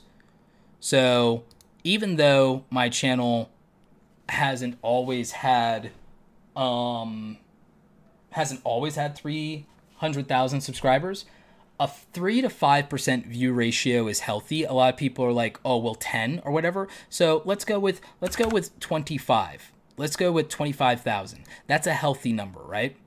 Like, in my case, that would represent still like maybe 8% of the overall subscriber base. So let's see. There's a healthy amount of videos on the channel that have that. What if I go to, like, let's see all the videos I have that have at least 18,000 views. And let's see if it can do that. 18,000 or more. Can it sort that? No, it didn't change the number. Or is that rows? Is that rows, or is that... How's it doing that? Well, this feature's still in beta, so it may not be working the way that it's supposed to. It'll sort it by the number of views, though. I think. Yeah, it'll do it by most to greatest. But will it accurately tell me... Oh, it changed the number of results? It's still compiling that. This feature may not be fixed all the way, but that's still interesting, so I can do that. But if I look at, say... I wonder how much historical data it has on my most popular video ever. Because I wonder if it can tell me the impressions on... I think it can. Huh. I think it can. Well, at least for the last 28 days, though. But can it tell me it for... Can it tell me it for the last 90 days? All right, so it can tell me on this video for the last 90 days. Can it tell me for the last 365 days, though? Can it tell me the historical data on this video in terms of impressions and click-throughs? Ah, they can't do it yet. They can't do it yet. Ah, that sucks. I wish I knew. But I can see it somewhat for views, I guess, for the last 365 days. Let's see it for the lifetime of the video. Haha. Okay, great. This is great data. Okay, this is my most popular video. It has 1.3 million views. First day of upload. First day of upload looks like it was only 1,000 views the day I uploaded it. And then it kind of died. At some point, I think I updated the thumbnail or something. But it was still getting steady views. But then here's a spike. And that was based on related and recommended videos, because a bunch of people started making passive income videos. And so I started getting more views. And it surged. More people were searching for it. It was being recommended to more people. And so here comes the algorithm. And here's the thing. YouTube does have some impression data on this, apparently. Because here's what it has. All right, cool. 82% of that potential traffic in terms of recommendations were a result of YouTube promoting that content at that point for that video. So again, it was about triggering the algorithm. Now, there was 17%, which is still over 100,000, like 200,000 of the views on that video, came from people searching for my content, potentially. So that's super interesting. I mean, at least the way YouTube's like putting it forward here with the traffic sources stuff, like in terms of YouTube search. All right, so like here are the numbers. So on 1.3 million views, 100,000 of those views came from search. Let's see, almost none of it came from notifications. So out of 1.3 million views, 778 views from notifications, guys. 2,000, almost 3,000 because of end screens. Cool. A couple because of playlist. Nice. Some from playlist. These, I think, articles or social media pushes. No idea about the direct or unknown. YouTube's weird about telling us what that is. Other YouTube features. Not sure which other YouTube features they do that. But those numbers weren't that significant. The only significant numbers came from this being recommended against YouTube search, browse features, which is them promoting it to the homepage, and overwhelmingly suggested videos were almost 60% of the 1 million plus views on this channel, with 786,000 of those views being suggested videos. Suggested videos being overwhelmingly powerful, and suggested videos come down to picking the right topic, and having the title to nail it and a thumbnail to nail it. So, I mean, that's what that comes down to, right? I mean, you saw it for yourself. The proof is in the pudding. That's the data. And then even with the suggested videos, it's like, it's not surprising which videos suggested this. And I could literally farm suggested videos to know which other videos to make. Literally, I could make an entire playlist. I could make an entire YouTube channel with this data on which videos promoted this video, and I could get more views. So again, that's how some people exploit the algorithm, is they just look at things like this. I could do that, but that doesn't make content I want to make, and that doesn't necessarily make content that is useful to me. But I mean, I digress. It's weird, and it's a balancing act of what will work versus what you actually want to accomplish. So, you know. Hydra4509, $5 super chat. Appreciate you, buddy. Always appreciate your breakdowns. Nice. Clovertax says, on average, about 70% of my views are subs. Makes sense with my high rate of engagement, support, conversion. It does make for slow overall growth. Are there other dragbacks to that kind of ratio? This is a fantastic point, Clover, and I'm glad you brought it up. And I'm going to turn on my fan. It's getting warm in here. So I feel like when, say, a channel like yours or Front Page Tech or Tylosive Tech has a strong, passionate, engaged fan base, it's very helpful in some ways. But in other ways, it can it could also mean that you struggle to grow, because if most of your views are coming from people you already have, then you're not reaching the broader market, the broader overall market of potential viewership. So I could see how that could be a barrier. The other barrier could be that the plus side could be that more of those people support you financially because they're passionate and they're a great community. It could help you with view velocity. It could help you with good retention rates. It could help you with high levels of comment engagement. But in terms of views that determine ad revenue, overall reach, mainstream awareness, that means you'll have slow and steady growth versus exponential cumulative growth. And the only way I think you could break through with that would be more content, and more content that's based around what performed best on the channel. So that's what I think about that. In my case, the majority of my views, I think, come from non-subscribers, is what my data has always said. Let me try and pull something up. I wonder if I can see it here, or I wonder if that's something that appears in my...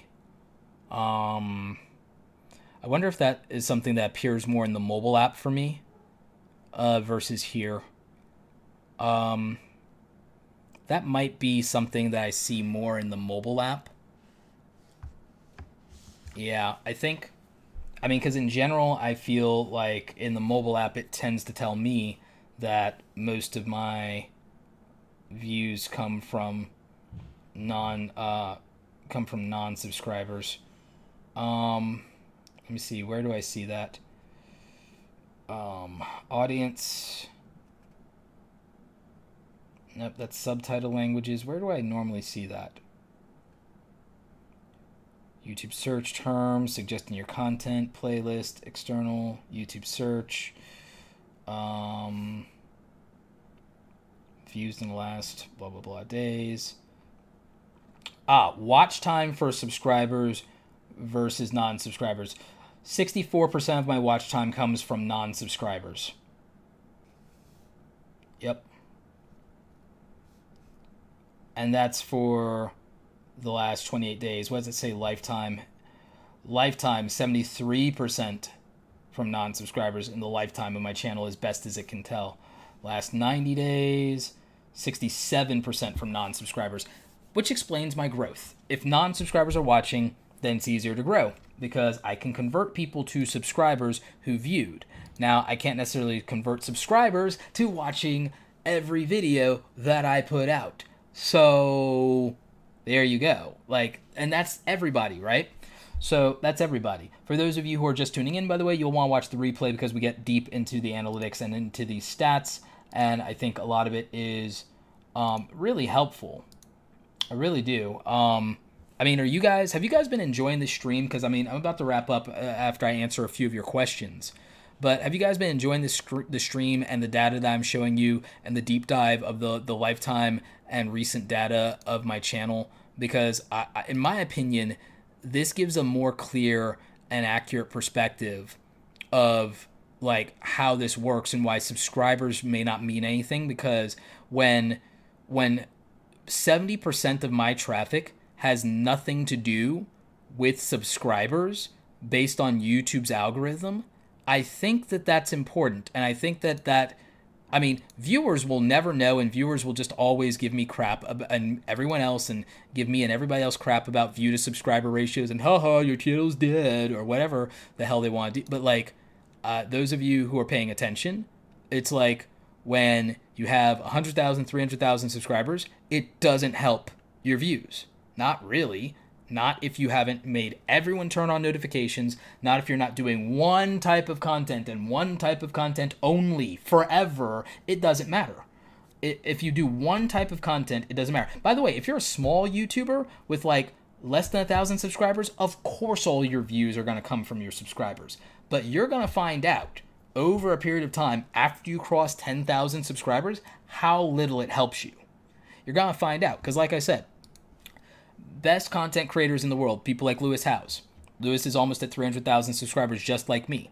When he interviews somebody that is already a name or a celebrity, like Jordan Peterson. Jordan Peterson is a very polarizing figure right now for whatever reason. Whether you like him or you hate him, right now he has a lot of attention on him. 60,000, 48,000, and he's been on other things like the H3 podcast. But when Lewis Howes does the same production values, the same amount of quality, the same amount of work, and he doesn't have a name, or it's not a big enough name, 7,000 views on 300 subs, 300K subs, 7,000 views.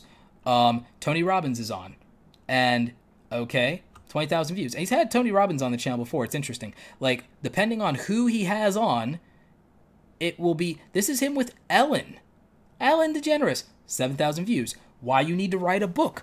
Lewis is a 2-time best-selling author now? I would think that if someone wants to be a best-selling author, they should write this book. I would think if you've ever seen Lewis Howes speak, he has a conference. The Summit of Greatness. Thousands of people fly from all over the world to attend this. But 7,000 views, 8,000 views, 3,000 views. So don't tell me subscriber counts mean anything. Because they clearly don't. They clearly don't. I mean, look at that. I mean, it's insanity. You can go and you can have 100,000 views, and the next day, or the next month or next week or whatever, you could have 20,000.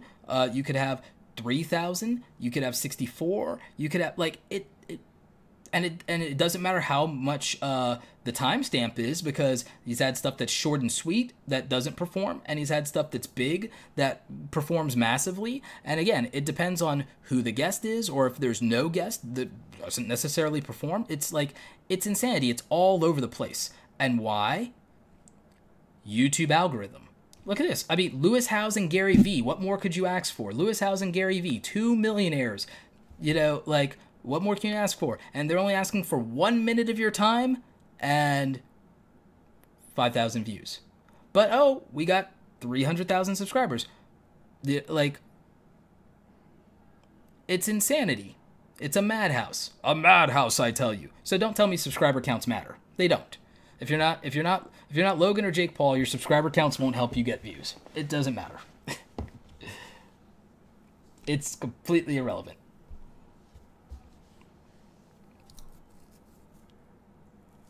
So, $5 super chat from Soapy Oaks Farm. Thank you for the $5 super chat. Sorry it can't be more.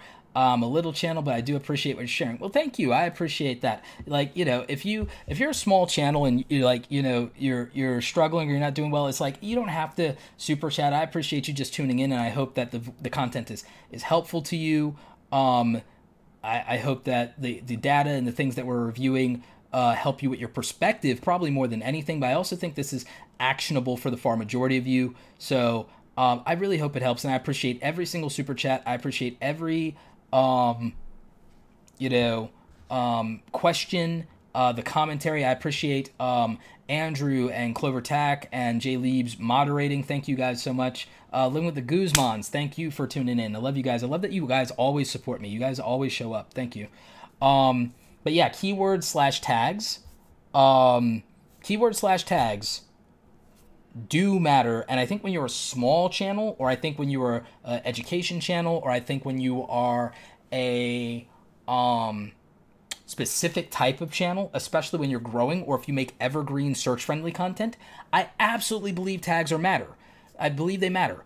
I think when the person from the team that was on Creator Insider, and it wasn't Tom, so it's like, when it's not Tom, I kind of go, you know, but it wasn't Tom, and I think when he said that tags don't matter as much anymore, yeah, I agree they don't matter as much anymore, but I don't think they're unimportant, and I don't agree with him on that, even though he's a YouTube engineer. I've talked to other people from YouTube, and, you know, there'll be differing opinions, because I think it's context, because the fact that it was 30 seconds that he talked about this, and he didn't give context, and he didn't talk about specific types of channels and things like that, or, well, what they're looking at.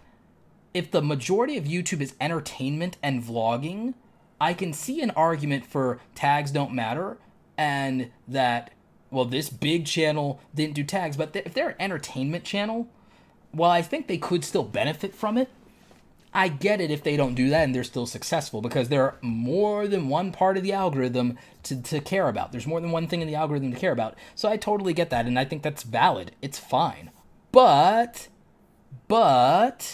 on the other hand, myself, Andrew Kahn, Jay Leibs, other people here in the live stream, so many people here in the live stream have used tags to get their videos to rank in search.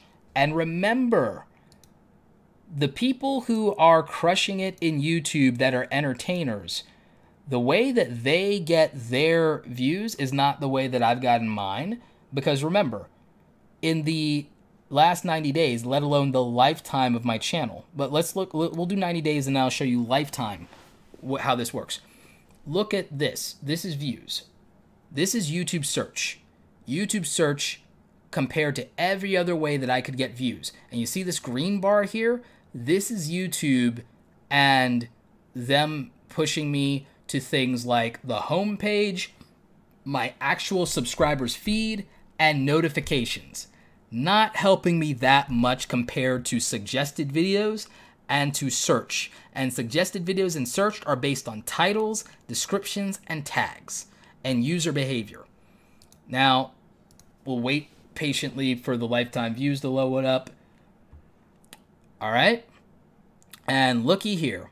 Lifetime of this channel. Where did most of my views come from? Out of 22 million views, the overwhelming majority of them came from search. And then next, it's suggested videos, accounting for the far majority. More than two-thirds of my views were from search and suggested, which have to do with titles, descriptions, and tags, aka YouTube SEO. Now, I don't believe that the people who are entertainers in YouTube get majority of their stuff from search, unless they're such a big personality that their name is constantly searched in YouTube. And if that's the case, that's fine, but that still has less to do with SEO and more to do with building a name and just being popular or trendy. And, you know, good luck with that. Like, good luck with that. But, you know, and if I look at show as percents of totals, 28% of my lifetime views have come from suggested, 37%, almost 40%, have come from search, and then a mere 13% from YouTube's quote-unquote browse features, which are split between the home page, the suggestions, and the subfeed. So, there you go. You know, thank you, YouTube, for giving me a search engine, because the algorithm doesn't help me that much, you know. So, just take that with a grain of salt, guys. Like, search still matters. Clearly, but it's for different types of content. And if you're an entertainer, maybe you're not going to benefit from search. Maybe you won't benefit from tags. I think you could a little bit. And I think it could help with suggested videos a little bit. Daryl Eves has talked about this quite a bit. So I think it's all a matter of perspective. And that's what I'm trying to give you. And that's why I showed you my lifetime data. That's why I went ahead and exposed as much information about my channel and reviewed it. Even if I was a little hard on myself with some of it, like, I gave you as much information as I'm capable of giving you about what is important and showing you real data, which a lot of people won't do, and it's fine. And I'm happy to share that information with you, and, you know, it only benefits my credibility, especially when I have haters and trolls who want to say I don't know what I'm talking about. I'll show you the data, and you can make up your own mind about it. I've shown you where views come from for my channel. I've shown you the geographic location of where my subscribers come from. I've shown you how my growth worked over time. I showed you how my most popular video became my most popular video. I showed you pretty much anything that I can show you to explain how a channel like mine, or like Lewis Howes, or like Evan Carmichael's, that we can have all the subs we want, and it won't translate to views because of the type of content we make and because of the type of audience we have. And that might be true for some of you who are struggling with your channel right now and not understanding why you're not getting what you think you should be getting, or why your view to subscriber ratios, you know, don't feel right. You know, so, I mean, look into that, and then look at what Brian Johnson and Nick Nimmin and Daryl Eves and Tim Schmoyer and Sonny Laraduzzi and Owen Video and Amy Landino and Jeremy Vest and TubeBuddy. Look at what people are telling you that have data and have looked at multiple channels and have looked at thousands of videos and understand this. Look at what those people are telling you. Don't stay in the bubble of the content creators around you, or just what a few big YouTubers might be saying, or what people who don't even have 1,000 subscribers are saying or heckling or wanting to talk about. Like, because, I mean, data matters, facts matter, and context with regard to what works on your channel or your genre or your niche or with your type of audience is really important. And it's kind of hard to just judge that on a surface level without some kind of depth to it. You get what I'm saying? So, you know, I want to help your sanity by just sharing what I have, you know? Clover Tack with $5. Thank you, buddy. Really appreciate you. You're always supporting me. You may have covered this, but what is up with the hashtags over titles now? What about pros or cons? I'm still digging into that. I know that if you have hashtags at some point in your description, that YouTube will pick up on those hashtags and put them above a video. I don't know how they're going to use that for surfacing and categorizing. I'm looking into it. I'm going to ask more people about it, and I've been doing some research, but I'm not sure that the hashtags over the titles matter yet. They could in the future. I wouldn't make a heavy move on it, but it could help with contextualizing your video or contextualizing a trending topic. So it might be worth playing with, but I'm not ready to make a substantial move with that just yet. So that's what I think about it.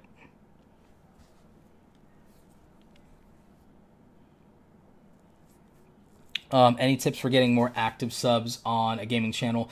On any channel, if you want more active subs, you have to make every single person that becomes a subscriber from now on hit the notification bell and click for give me all the videos, not some of the time, not once in a while, all the time. Because if you don't, YouTube is not surfacing videos to those viewers. Like literally, subscribers don't matter if you don't have the if they don't have the notification bell turned on as far as YouTube is concerned at this point, because they say we share your videos to people who have notifications turned on for all of your videos and your most active subscribers, which means if people are skipping videos of yours, YouTube is deciding that they're not interested in that video anymore, even if they said, I'm subscribed to that channel. YouTube's saying, well, I guess you don't care about that channel and you forgot to unsubscribe. So, and they've said that on the Creator Insider channel. I'm not putting words in their mouth. Like, you know, I mean, I might be ad-libbing a little bit, or I might be paraphrasing, but what I think they said, I mean, well, let's just, let me see if I can find the video. Let me see if I can literally go and I can find the video. Creator Insider notifications. There's a video, and a lot of people made videos about what was said here. And there were some things even about some of the notification outages. Trying to remember. All right, I think it was this one, and then they had to make an update video explaining what they meant.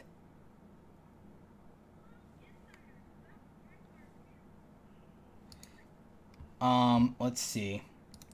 I'm gonna see what I can do about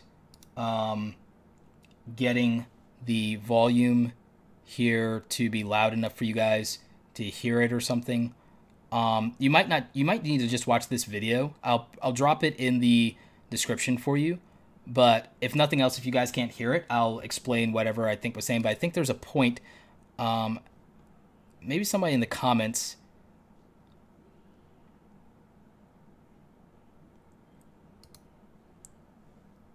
So I think this is where they say it. Let me see.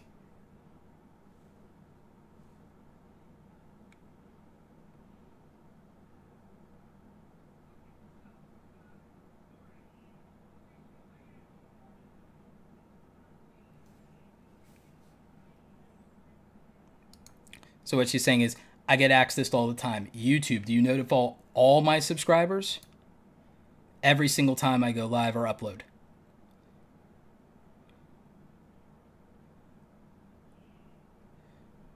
Oh, wow, you just said it. We don't notify all of your subscribers. We notify all of your subscribers who have rung the bell, and then your most active subscribers.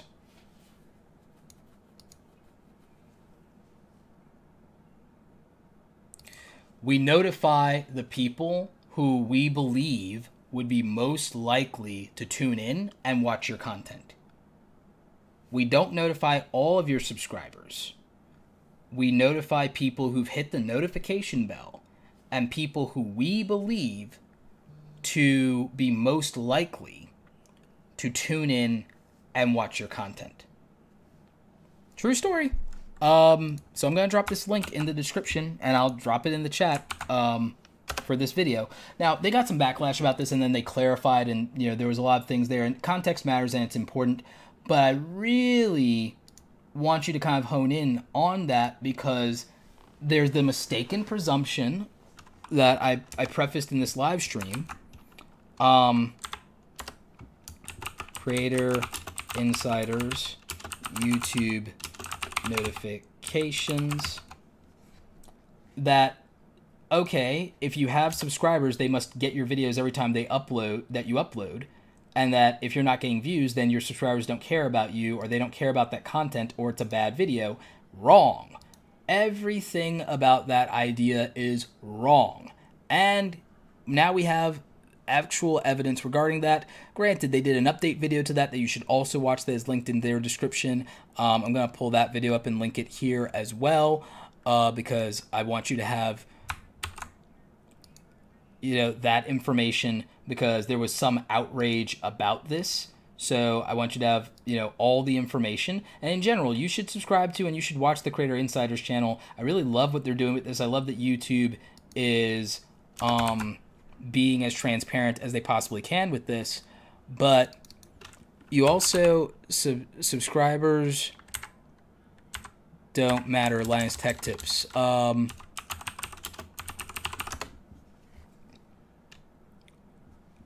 matter. Well, you see that a lot of people are talking about this, but I want specifically Linus Tech Tips video about this because, again, they accidentally didn't click the notify subscribers check mark in the advanced settings of YouTube for uploading, and it only had a 10% impact on the actual views the video got, which tells you that from a data and an algorithmic perspective, as far as the YouTube algorithm is concerned, subscribers don't matter.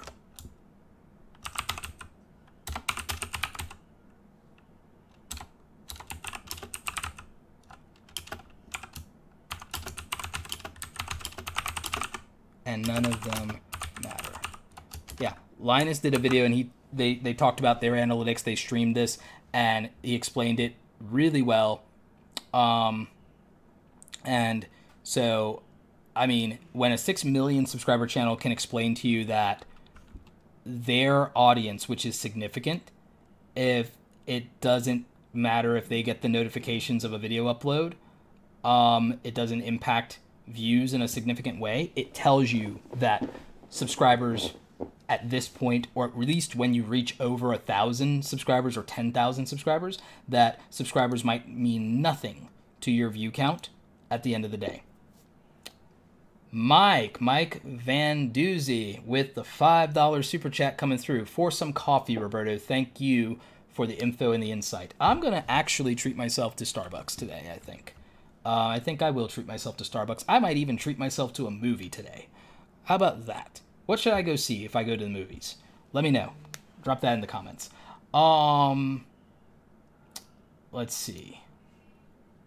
So let's see what you guys are saying. Let's dip over and let's take some questions and then let's wrap things up. And then if there's anything else you guys want me to pull up on my screen as far as data from my analytics, if there's something else you want me to reveal in the analytics and show you, I mean, I can.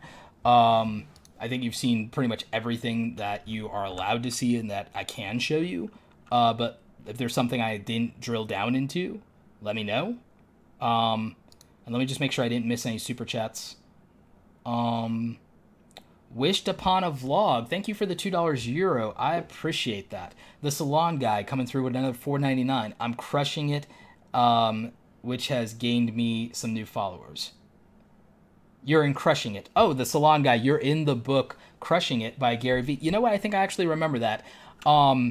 We should talk. You know, I'd love to have you on the podcast about that, the salon guy. I should actually just interview everybody at some point that was in the book Crushing It. I literally should just do that. That would make for excellent content for my podcast and for my new podcast channel. So yeah, I mean, I think that is definitely, something to consider and to think about.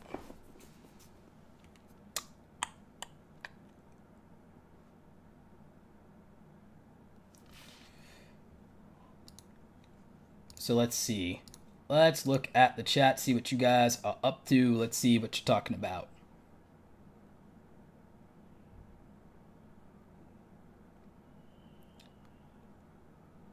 Some of you are talking about about geography. Andrew Kahn, I don't like your video's title. I see it as your feelings don't argue with my fact that more people watched this title than without it. Absolutely, absolutely. Look, I don't like clickbait in the form of it being something deceptive or you lying to the viewer or not delivering on what you said you were going to deliver on. That's bad clickbait. I should make a video about bad clickbait versus good clickbait. Because I think that click-worthy isn't exciting enough to talk about to get any of you to click a video about it. So guess what? I'm going to do good clickbait by telling you about good clickbait versus bad clickbait. And I know exactly how to do that thumbnail. I know exactly how to do that thumbnail. Me in the middle, Casey Neistat on one side, and Jake Paul on the other. And that's exactly how I will get you to watch a video where I explain the importance of picking the right topic and the right title and a good thumbnail that will get clicks and how the algorithm works. And that is exactly the type of video that I should make. And I can literally demonstrate good clickbait versus bad clickbait by actually doing it. So that's going to be a fun video to make. I'll actually script that video. I will actually script that video. And as much as it's tanked every time I've done a cinematic edit on a video, I think it'll be fine because it's clickbait enough this time. So I'll put effort into this video, and I'll actually film some things and film in different locations and not just in front of my bookcase for that video. I'll take some inspiration from my friend Swoop and how she films and edits her stuff, and I will actually script that video, edit that video into a freaking masterpiece that still is under like 12 minutes, and explain good clickbait versus bad clickbait using the examples of Casey Neistat and Jake Paul. Even though it's not about Jake Paul per se, it's just, again, you'll pay attention to it and click the video, and then you'll learn something. Casey Neistat will be used to illustrate how a catchy title and a good thumbnail actually matters. And so will some other channels. So, yeah, there you go. So literally that's an example of how to take a concept, an idea, something that has attention around it, and then to actually formulate a good idea for a video. Boom. You know, I mean, it'll definitely work because it's the same thing that happened when, what video was it? What video was it that I'm thinking of? It might have been my video. Oh, yeah. All right, so IGTV versus YouTube. I put my video out later than everybody else about IGTV versus YouTube, and that video is still getting momentum. And guess what happened? I titled it IGTV versus YouTube. Everyone is getting it wrong. So now, this means every other video, I'm challenging every other video you've watched. And I'm challenging everybody else who's ever made a video about this. And the engagement on that was phenomenal. The views were good. 20,000 views, not bad. Like, really good from what my channel does. And so, and it's still getting traction. It's still working. So it was a practical thing to do. And people watched that video that had never heard of me before, and I got a lot of new subscribers from that video. And so there's a smart way, a tactical way to approach your content. Am I telling you, oh, clickbait is the way to go? No. I'm telling you that you have to make an exciting title or no one cares how good your video was. No matter how well it was shot, no matter how well it was edited, if you don't make a good title and you don't make a good thumbnail and you don't do those things, it may not matter. The algorithm will bury your video and viewers won't care, like potential viewers, new viewers won't care. And it's not like it's getting distributed to your subscribers. We covered that. So it's not like your subs don't care. They're just not getting the freaking video anyway. So, you know, I mean, I think that that's important. I mean, I got that video that I just told you about. I got 237 new subscribers on a single video, and that video is still crushing it, still getting momentum, still getting views. Oh my god, that video is averaging almost 1,000 views a day. If that keeps up, even if it goes down to half of that, which I don't think it will, because I think IGTV, every time there's an IGTV update, or anytime someone else makes a video about IGTV, I will get more views out of that video. So it will stay getting for at least another 30 days for sure. For another 30 days, it will get another 1,000 views to 500 views per day on video. So I still am going to end up topping out with 35 to 50,000 views on this particular video within the next 30 to 60 days. 30 to 60 days from now, I can go back and this video will have probably 30, 40,000 views. I swear, that's probably what's going to happen because here's the data. Here's the data.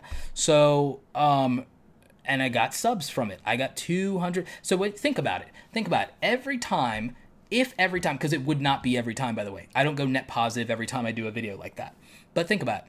if every time I do a tutorial video, or every time I do a video that is topical, right?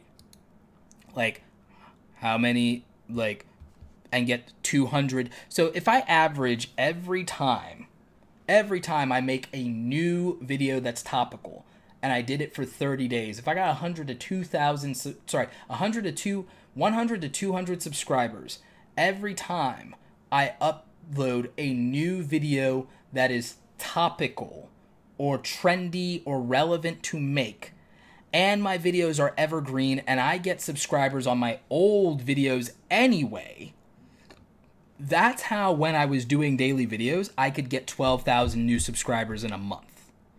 That's how I can get 12 to 10,000 channel-wide new subscribers in a month and not have to be a viral video maker or not have to be a mega big million-plus subscribed channel. I can create what's called a subscriber funnel by making content on topics that I know will generate enough views and enough subscribers, not to mention my old inventory. And every time I do that, even if my videos are hit or miss sometimes, it stacks, right? Like compound interest. It stacks. You know, some videos I'll take a net loss on. Like almost every time I make a video where I'm critical of Apple, I lose subscribers. But I'm sure if I like preach the gospel of Apple, which would not be hard because I complain, but I still buy their products all the time. I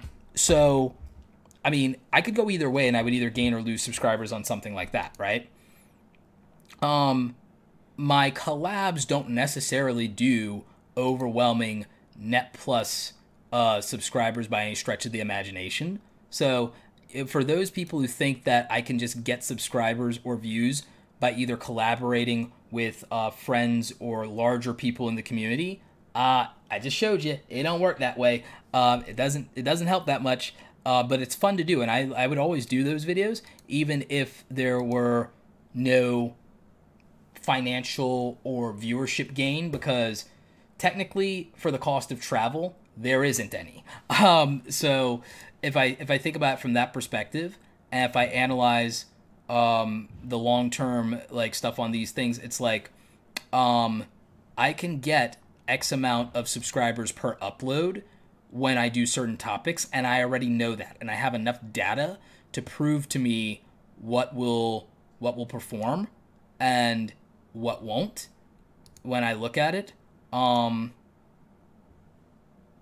That's in the last 90 days. What about in the last 365? So like even this video that actually a lot of response videos were made to this, which was awesome, and we got to have a great conversation in the community. I've made videos more recently that outperformed this on views, and this was in reference to Casey Neistat and L Mills and other YouTubers who were talking about burnout.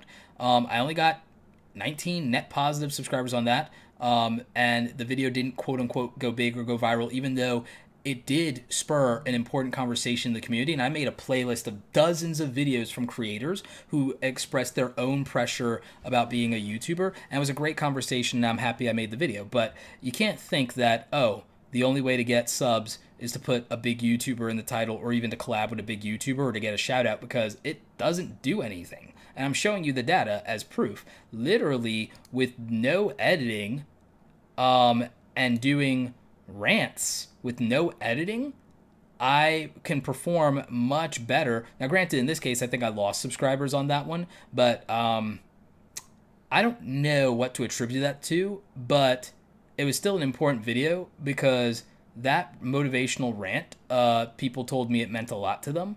And that might be more than 90 days old, so let me check.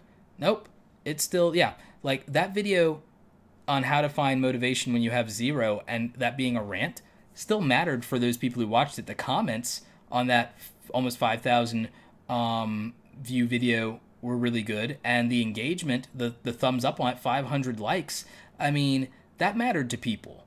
It really mattered to people. So, I mean, there's stuff that gets much more views that gets, you know, less likes and less comments on it.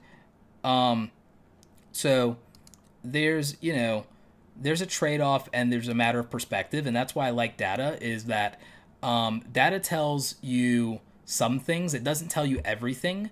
So if you just judge your videos based purely on data, and not on context and not on the comments and the relationship you have with your viewers, you could be missing out. You could be missing out if you only look at the numbers, and you could just not be interpreting those numbers right and not understanding that YouTube may not be doing something that it's supposed to with regard to your subscribers. So, I mean, just kind of look at it from that perspective.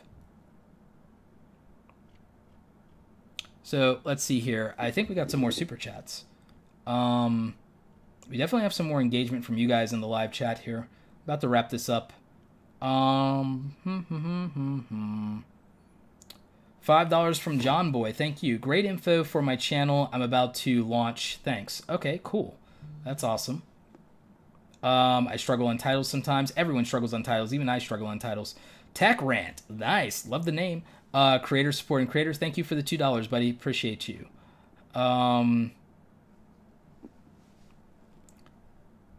Copyright-free content says YouTube is even taking away subscriptions to channels you don't visit often enough.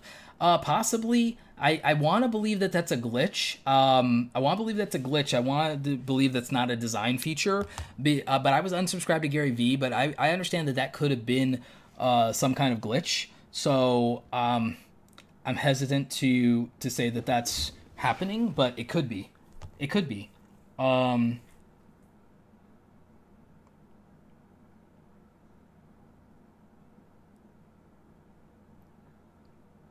Let's see. Vergard, $2. I think. Well, I don't know what currency that is, but I assume it's the equivalent of $2 US. So thank you for that. Towards Coffee, thanks for always being awesome. Thank you for being awesome. Let's see.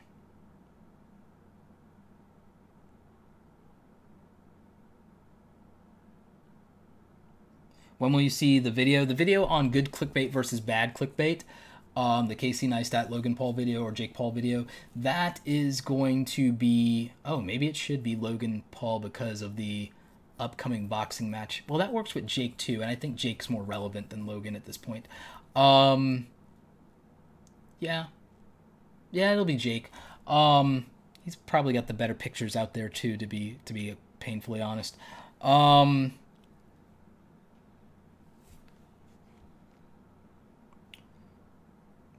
Let's see.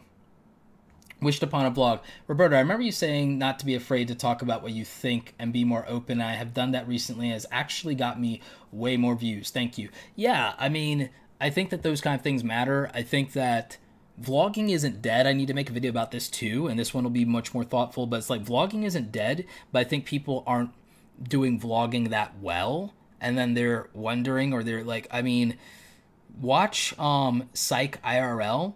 Psych IRL, she does some of the best video essays on YouTube applying practical psychology to the context of social media and the world around us, and I love her content. She's one of my favorite creators on the platform right now. So Psych IRL is one of my favorite channels, and I definitely think you should check it out. She does some really interesting stuff. She did a video about Shane Dawson that went viral. She did a video about PewDiePie that I think is underrated, but is good, and it was very good commentary. I have been debating whether or not to make a video about PewDiePie because I think that PewDiePie is often taken out of context.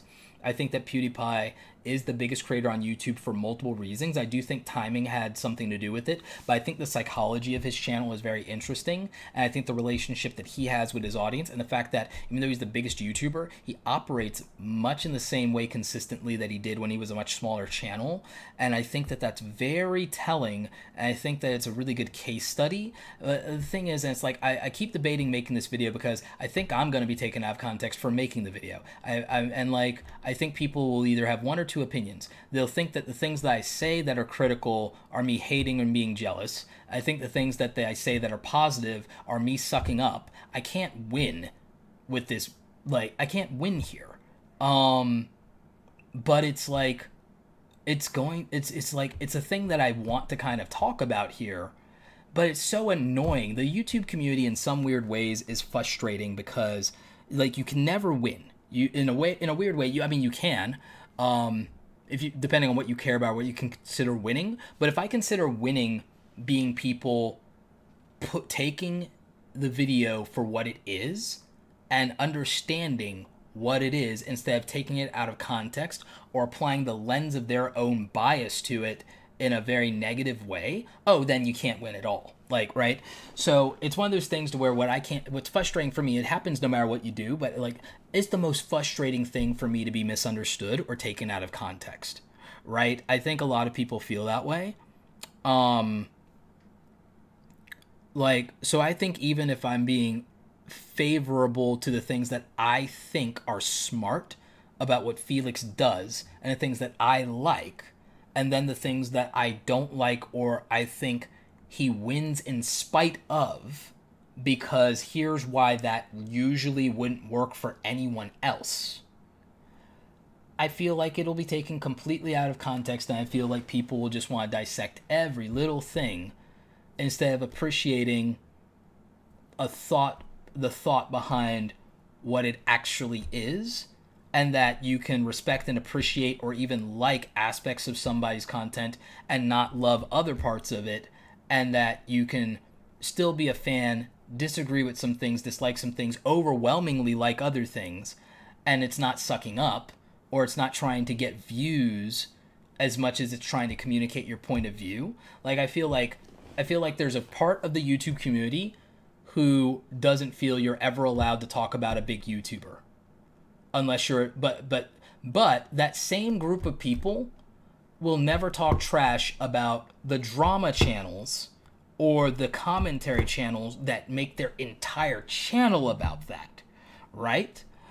But if someone wants to analyze the success of somebody in a very thematic way, like, you have to take crap for it. And it's so stupid. It's so stupid. But whatever. People are stupid. I'm gonna make the damn video.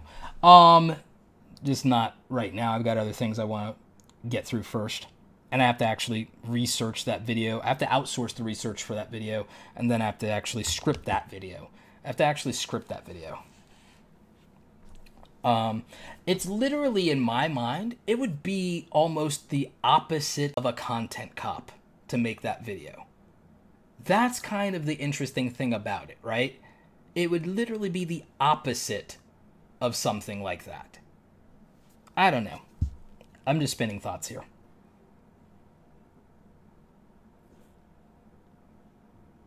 Or maybe for a video essay like that, maybe it's not someone as big as PewDiePie, even though that's the one that I really would want to do. Maybe it's something less ambitious to start with, or something less polarizing to start with, so that it makes sense.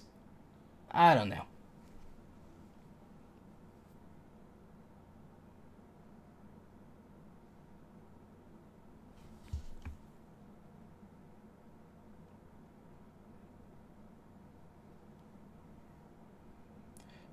Reading your chats.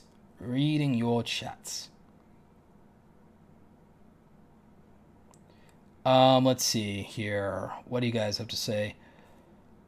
Will you be visiting Ireland or the United Kingdom at any point, Roberto? I'm looking at potentially being at VidCon London in 2019. I don't know that that's guaranteed, but maybe.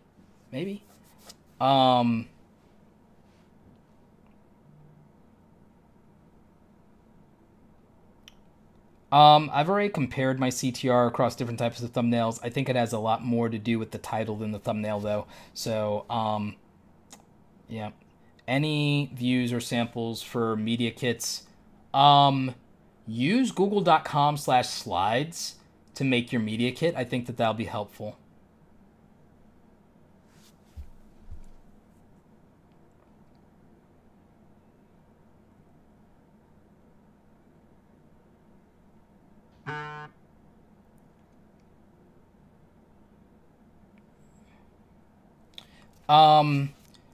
I don't want a random sub because I got a shout out, says CloverTac. I want a loyal, engaged supporter. And then someone saying, tell that to Jacksepticeye. See, I think all of you take Jacksepticeye out of context. Maybe I'll make my video about Jacksepticeye and the PewDiePie shout out and the fact that all of you take Jacksepticeye out of context, because Jacksepticeye didn't get big because he got a shout out from PewDiePie. He might have gotten his initial first 100,000 subscribers that motivated him partly because of that. But at the same time, he's at 16 million now, and it has nothing to do with the PewDiePie shoutouts specifically. He only got, and I say only in quotation marks, to 100,000 because of that, but his content was also relevant to that audience, and he also came to prominence in a timing where there were only so many big gaming channels, so he had timing and talent in his favor, and the reason he's continued to grow is, remember, PewDiePie stopped playing video games for a good long while and became more of a meme type thing and a commentary type thing, and very self-referential. So think about all the people that subscribed to PewDiePie for gaming. Where were they going to go to get the same type of similar content about games and be part of a different community that maybe wasn't into the meme culture as much because maybe some of them were put off by that? Think about it. So Jacksepticeye getting an audience is not because he got a PewDiePie shout out. He still would have had to do the work. Other people got the same shout out. You know how many people have gotten shout outs for PewDiePie that didn't get to 16 million, 10 million, 1 million? A PewDiePie shout out doesn't guarantee you an audience at all. You realize how many years Sam Sheffer was in Casey Neistat vlogs, actual Casey Neistat vlogs, and had his channel linked up and was doing collabs with Casey Neistat for years before his channel ever got to 100,000 subscribers? Think about it. All of you are completely wrong about how shoutouts work. 100%. 100%. I mean, my channel didn't blow up the time that Casey Neistat mentioned me in a video and put my face like in the video for a bit that he did about the YouTube community. That did not blow up my channel. Being in Gary Vee videos 6 times didn't blow up my channel. Not once, okay? So you guys are totally... Now, it can happen. It can happen. You could also win the lottery. You could also win the lottery. You know? Like, do you realize the odds of that? You guys are ruthless as viewers. You guys don't subscribe to someone just because someone says so. I could literally tell you guys to go subscribe to a channel right now and you won't do it. There's only a few of you that are going to subscribe to a channel. When you guys find and subscribe to Psych IRL, you know why you're going to do it? Because the content is not dissimilar from things that you would like from me. So if you like me, you would like that channel. A big YouTuber can't arbitrarily give you a random shout out and your channel grow if your content isn't similar, the production value isn't similar, and the personality isn't in alignment with the desires of the audience. It doesn't work. That's why all of you are wrong about shout outs. It's because you're not valuing the context of a viewer. Jordan T, I have a channel with 450K subscribers. Congratulations, Jordan. Nice. I want my crew to create a great lifestyle vlog content. I want to go big. I know Jake Paul received investors to create that lifestyle. How would I go about that? So Jordan T, what you have to understand is that there are people just as big, and I say that relatively speaking, because when I say that, I mean there are people with 1 million plus subscribers, 5 million plus subscribers, that didn't create a big extravagant lifestyle. They just do story time type videos and it works. So think about it. Don't look at Jake Paul. Look at Jake Paul's contemporaries that also are huge without doing all of that, because you're not going to get like... You're not going to get that $19 million or $1 million up front or whatever. And as you already well know, 450K subs isn't a guarantee of revenue from AdSense or from views or from whatever. So that's not practical. So, I mean, what I would suggest is, Jordan, if you go to awesomecreatoracademy.com, I do one-on-one coaching. We could have a 90-minute session and talk about what you guys are trying to do and what resources you have to deploy, because I don't even know what your channel is, so I can't really tell you like anything without seeing your channel and getting some data and getting context on you. And it's not something we can do here in a live stream, because you might not want me to give that information, that strategy away to people who might be watching, or to your competitor, or to whatever. So like, we should do a one-on-one. And so I that's a paid service that I offer, and that's why I offer it. What I would say though is that a lot of people think that they have to throw money at growing a YouTube channel. I didn't. Beyond hardware, but that was less about growing a YouTube channel and more about my brand and what represents me, especially as a public speaker. I think that everyone underestimates that a lot of the money I threw at my camera gear was to handle my public speaking engagements. I think that people don't get that. There's a reason. And it's because I want to grow as a public speaker, and having videos that make me look good on stage are helpful. Photos that make me look good on stage are helpful. So it's all about your overall strategy, the resources that you have to deploy, and the talent that you have available to you, and also studying what performed in the niche and with similar resources. So I think that all matters, because I mean, we could make an argument that it's possible that Jake Paul may not have grown as big as he did without investors. We could make an argument for that, because resources do matter. Resources actually matter. I don't think that people consider that. Now, you can get a lot with less if you're more talented than other people. If you're more talented than people, you can probably do more than less. If you're smarter than other people, you can probably do more with less. Because Jake Paul still got big without investors, but it doesn't hurt. It doesn't hurt. But it's just like getting funding for a television show, right? Getting funded for a television show with regard to the money you can put behind things is much more valuable than people think, versus the amount of what you could do independently. Wished upon a vlog. I do channel reviews via awesomecreatoracademy.com. One-on-one, both channel reviews, but also coaching if you're trying to go bigger and do stuff even outside of YouTube. There are also some products like the YouTube starter kit and things of that nature. So it's something that you might want to look into. So awesomecreatoracademy.com. Link is in the description. I think we're still running a discount code on the things with awesomecreatoracademy.com. If you use code VidCon2018, I think we're running a 35% off coupon with the code VidCon2018. But I'm almost positive that expires in like 2 or 3 days because of how we set it up, because I set it to expire 1 month after VidCon for that code to help people who attended VidCon or people who watched my presentation. So we literally have 3 days left on that code. So you can get 35% off of the Formula for Awesome Videos course, the YouTube Starter Kit, one-on-one coaching, YouTube channel reviews, things like that. So you might want to check that out. Link is in the description. So yeah, that's a plug for me. So for anybody asking about channel reviews, yeah, that's how that works. So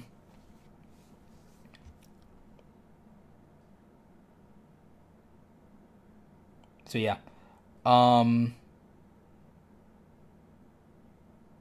PewDiePie, like, again, I think he's taken out of context way too much. So I, at some point, intend to make a video, about that. But I'll probably make videos about some other people and how they're successful and what you don't understand about their content and why they're successful. Because again, I think that Gary Vee is taken out of context. I think that Jacksepticeye is taken out of context. I think PewDiePie is taken out of context.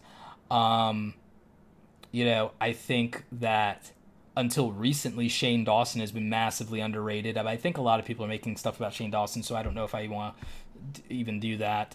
But maybe, I think that Tai Lopez is massively taken out of context. Tai Lopez is massively taken out of context. Yeah. I mean, that's a video to do, right? But again, I have to do massive amounts of research for those videos, which I'm going to outsource to somebody else, and then I'll parse through that research. I'll have to actually script those videos. There's a lot of actual effort that will go more into those videos so that it's coherent and so it's not too long. So yeah.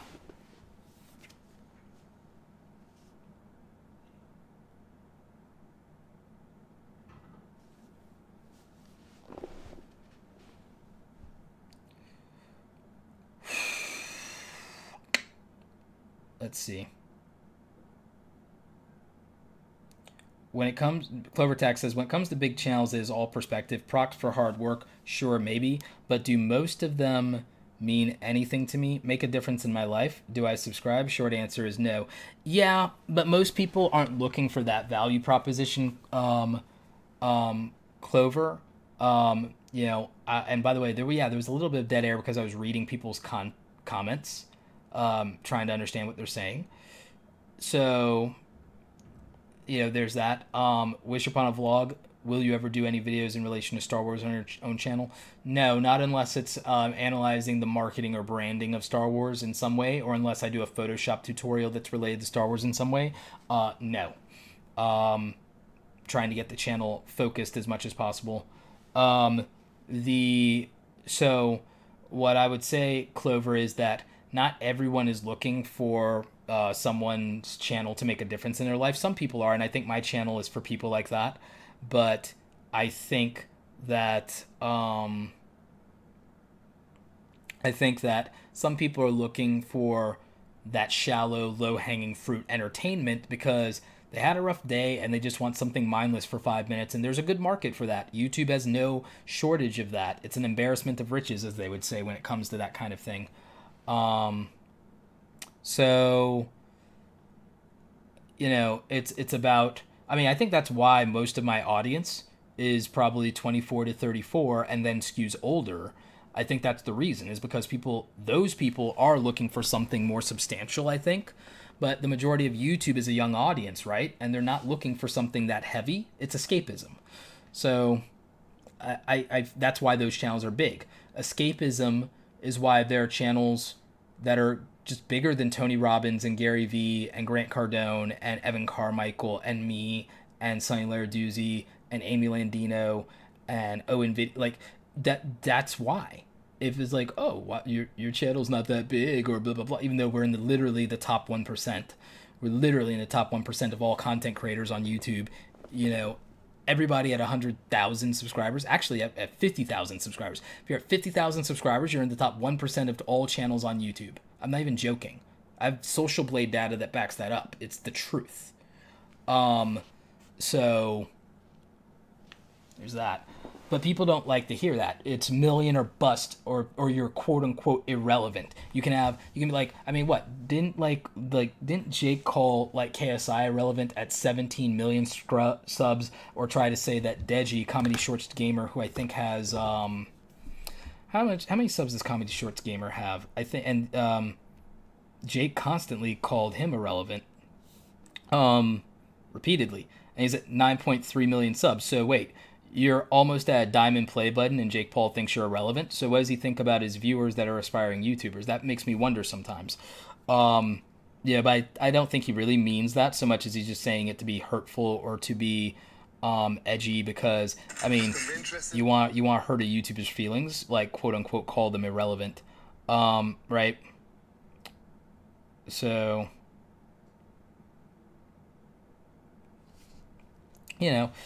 that's how I kind of look at that word irrelevant. Doesn't mean much to me because I think it's just used or thrown around very haphazardly in the YouTube culture and community, because it's like, when you say somebody is irrelevant, if they have 1,000 subscribers, you're saying that every one of those 1,000 people are irrelevant because they like something.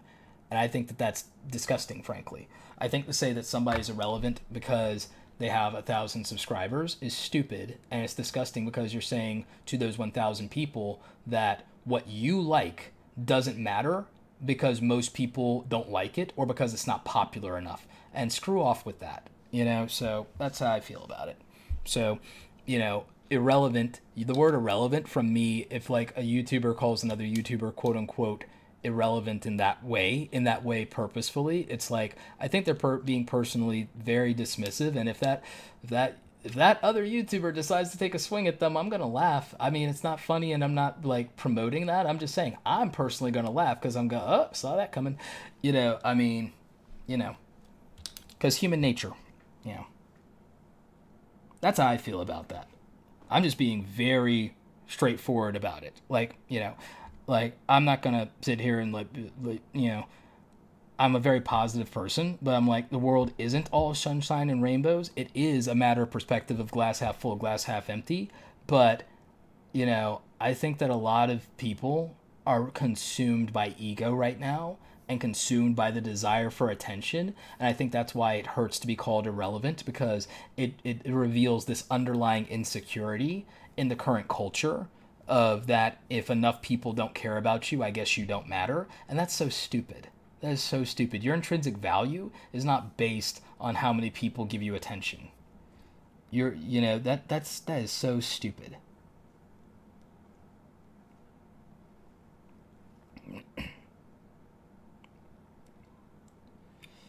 Do do do do do do do.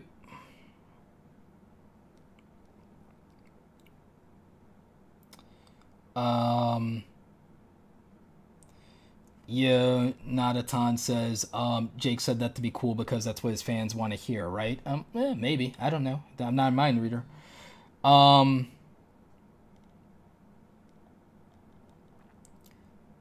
So, you know, that's kind of my thought on that sort of thing. Let's see if we have any more questions here. Let's see. Oh, Reward Soul is here. How you doing, Chris? What up? What up?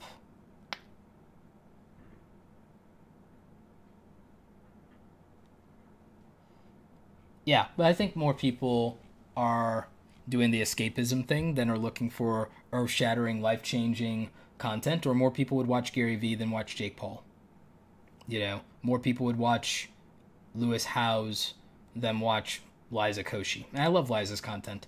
I think that it's just a matter of that more people want that escapism, even though the irony is that Lewis Howes, Gary Vee, Sonny Lenarduzzi, these people would like change your life and make you feel less depressed about your stuff to not desire or need as much escapism. That's the irony. Even Ty Lopez. So, there's a quality to that I think is interesting. But I don't think it'll change. I'm not convinced it'll change. I mean, we are seeing a rise in people watching more content. Entrepreneurship is gaining steam, thank God, because it's going to save everything. Entrepreneurship can literally save the world. Motivational speakers and content of that nature is getting more traction, thank God, because people will stop being depressed and stop hurting themselves. So people like Boogie. So I think that there's a need and a niche and a desire for that type of content. I don't think it has mainstream awareness, but that's not indicative of whether it's good content. I think that there's bad or shallow content that could have massive attention and is not relevant in the sense of changing someone's life or making their life actually better, but might make them feel good. Just like junk food or candy or alcohol or whatever.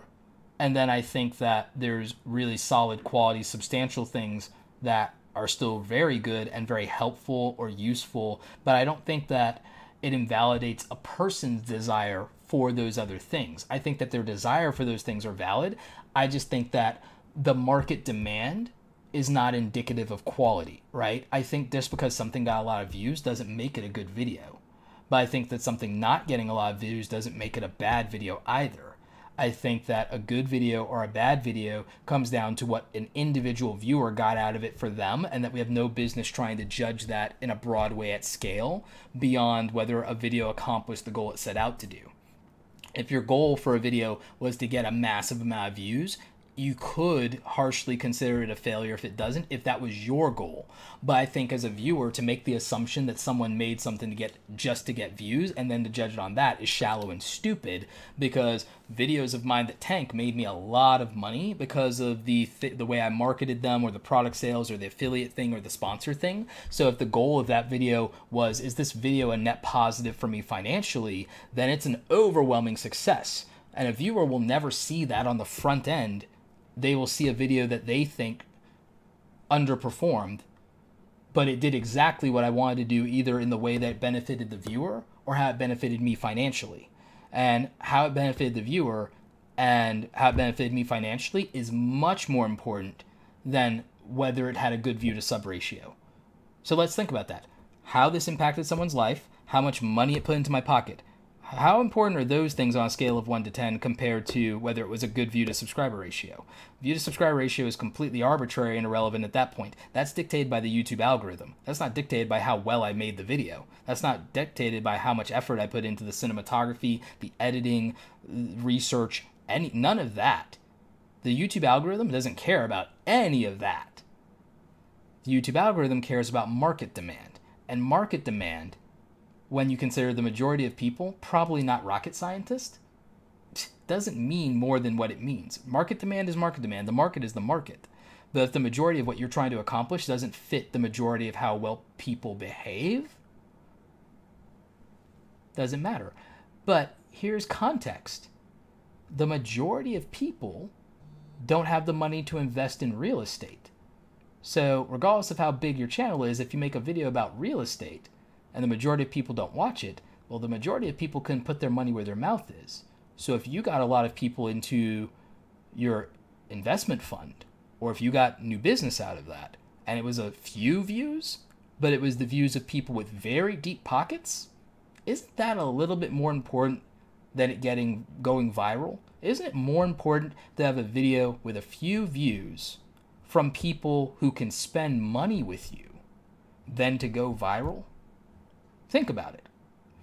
Isn't it more important to make a video and have it represent what you need it to get the gig that you want? If your goal is to get a gig, having that producer or that editor or that author or that person you want an interview with see that video is much more important than if the majority of young people on YouTube approve of that video, isn't it?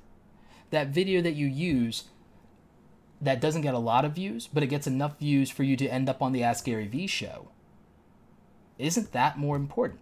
Yeah, I mean, so I leave it to you on that. Like, think about it. Context. So Marilou's Makeup Corner, like, you had a question. Let me see if I can hunt down your question.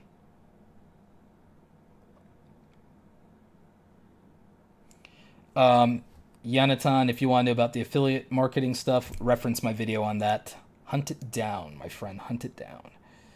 Hunt it down. No one is relevant. Let's see. Trying to find that question. How long did it take you to get to 100 subs? I have no idea. I keep mentioning this. I have no idea when I got to 100 subs, and I have no idea when I got to 1,000 subs because I didn't care. I didn't care, and I know that sounds harsh for all of you who want 100 subs or 1,000 subs. The fact that I'm saying I didn't care, I want you to take this into context. I was obsessed with the fact that I wasn't satisfied with my editing. I was obsessed with the fact that I wasn't satisfied with my audio. I was obsessed with the fact that I hated my on-camera presence. I was obsessed with the fact that I didn't like my lighting. I was obsessed with the fact that I didn't like my color grading. I was obsessed with the fact that I didn't like the fact that sometimes I couldn't get the camera to stay in focus. I was obsessed with the fact of trying to get the file size down because I didn't have great hardware at the time. My videos that I did in the early days of my channel that produced 100 or 1,000 subscribers, I was obsessed on making them as less crappy. I wanted less crappy videos. That's all I cared about. I didn't care about getting subscribers because my videos, in my opinion, were something I weren't happy with. I wasn't happy with the videos, truly happy with the videos that I was capable of producing until roughly, I want to say, once I had, and it's not about the subscriber count, it's about where I was at the time. And I would say that I finally felt happy with how the videos were starting to look and sound at about 50 or 60,000 subscribers. At about 50 or 60,000 subscribers, I was happy with how the videos looked and sounded and were edited. So I wasn't measuring any of that until about 5,000 subscribers because I was surprised that I got to that point with the content that I had because I wasn't really happy with it yet. Because I thought it could be better. And my only goal was to make it better. Right? So I I didn't look at when I crossed that milestone. What I do know is this. I know that 1 year after I started doing weekly uploads to YouTube in July 2013, I know that by the summer of 2014, I had 10,000 subscribers. That's what I know. I know that by like January of 2015, I had like 20,000 subscribers, January or February of 2015, and that by the end of 2015, I had 70,000 subscribers. And I know that by about roughly April of 2016, I had 100,000 subscribers. That's what I know about my growth. I don't have dates for anything else. Not really. Because I wasn't worried about it then, and I'm not worried about it now. Because it doesn't matter. All of you matter, and I like the individual people in my community, but subscriber count doesn't make my content better than anybody's. My content makes my content better, not my subscriber count, not my view count. And YouTube doesn't distribute my videos to the people who clicked the subscribe button anyway. So, it doesn't matter. It just doesn't. And we've seen the data. You have seen the data. You saw the lifetime data of my channel. It's like YouTube has not pushed my videos to my subscribers.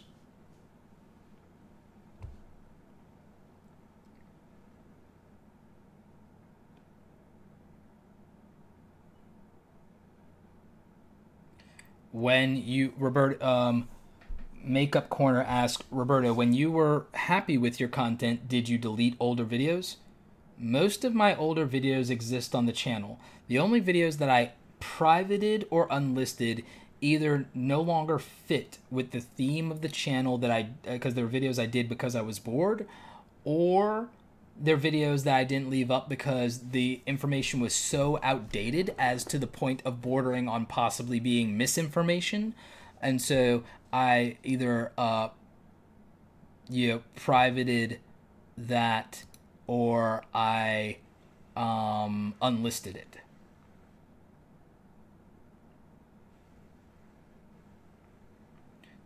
Savage Scientist, views don't matter either. I mean, they matter for ad revenue, kind of, sort of.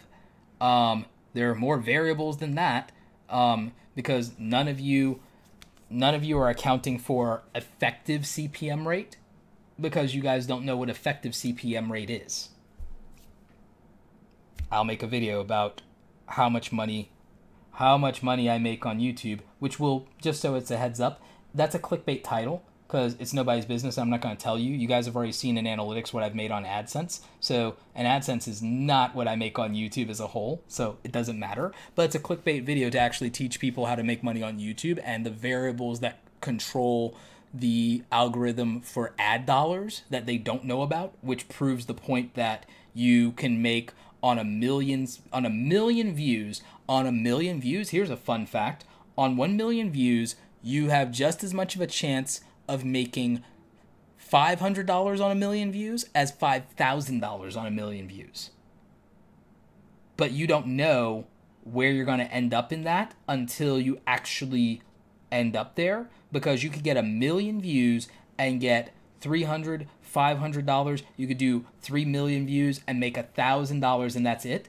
And yet at the same time, I could make 600,000 views and get the same $3,000, because ads are not equal, views are not equal, and not every view is monetized, and not every view is monetized proportionately on every channel.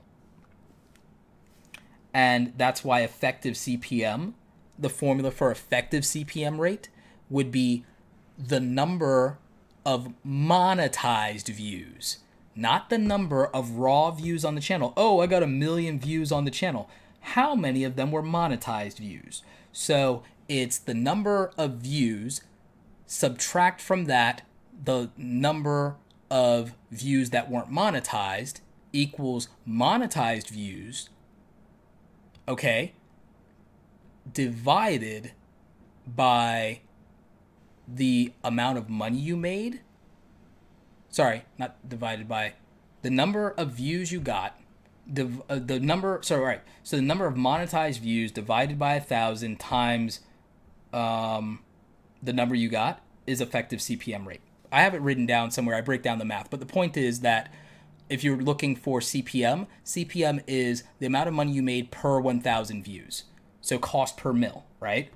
In this case, truly, it's RPM, revenue per mil. So here's the dollar amount you made in YouTube. That dollar amount for you to get your CPM rate would have to be divided by the number of monetized views divided by 1,000 would give you the rate. Okay? So that's how it works. The problem with that is that people arbitrarily judge just because, and by the way, you could never, like, you have to dig down to find this, but like, so how many or what percentage of your views were monetized? Because you could have 1 million views, but if 10% of them are monetized, you get what I'm saying? And then if 10% of them are monetized, then what's the ad rate? But what is it this month versus next month? Because in January, budgets haven't been approved. That's why all the ad money goes down in January. In October through December, ad rates are up because everyone has to spend their budget, right? So no one understands this, and that's why the only way to teach them, because the only thing they care about is they're either nosy and want to know how much money people make, or if I'm giving them the benefit of the doubt, they want to know how much someone makes so that if they reach that level, they can set an expectation for themselves. But here's the thing, hun. What someone else makes will not be what you make because you don't have the same audience, the same demographics, the same ads, the same down to the... It's so specific to the channel data, so specific to the creator and all of these variables that there's no way to say just because somebody else makes this money that you can expect to make that money. It doesn't work that way. It does not work that way at all. And so that's why the only way to correct people and to teach people that is to literally make a clickbait video where they think they're going to find out how much money you make. Then you can actually teach them how it works. And it sucks because I hate clickbait, but you got to do what you got to do because people are silly and people are nosy and people are lazy and they don't want to educate themselves. So you have to literally have to make people educate themselves, and you have to do it by promising them something that they want, and people want to be nosy and people want to like set expectations as to how much money they make on something they don't even understand. Fine. So, you know.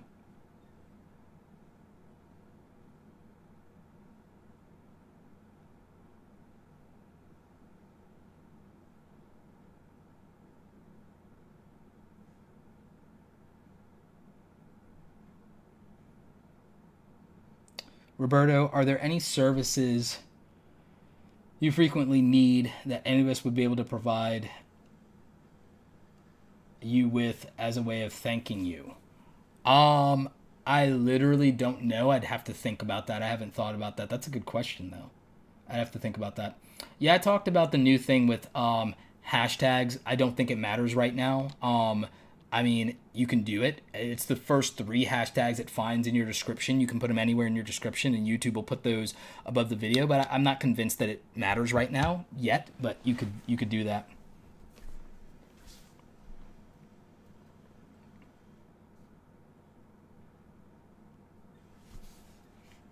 So, yeah. CloverTax says the 3 things people want most from YouTube: fame, subscribers, and money, and most do not focus on what really matters. That's probably true.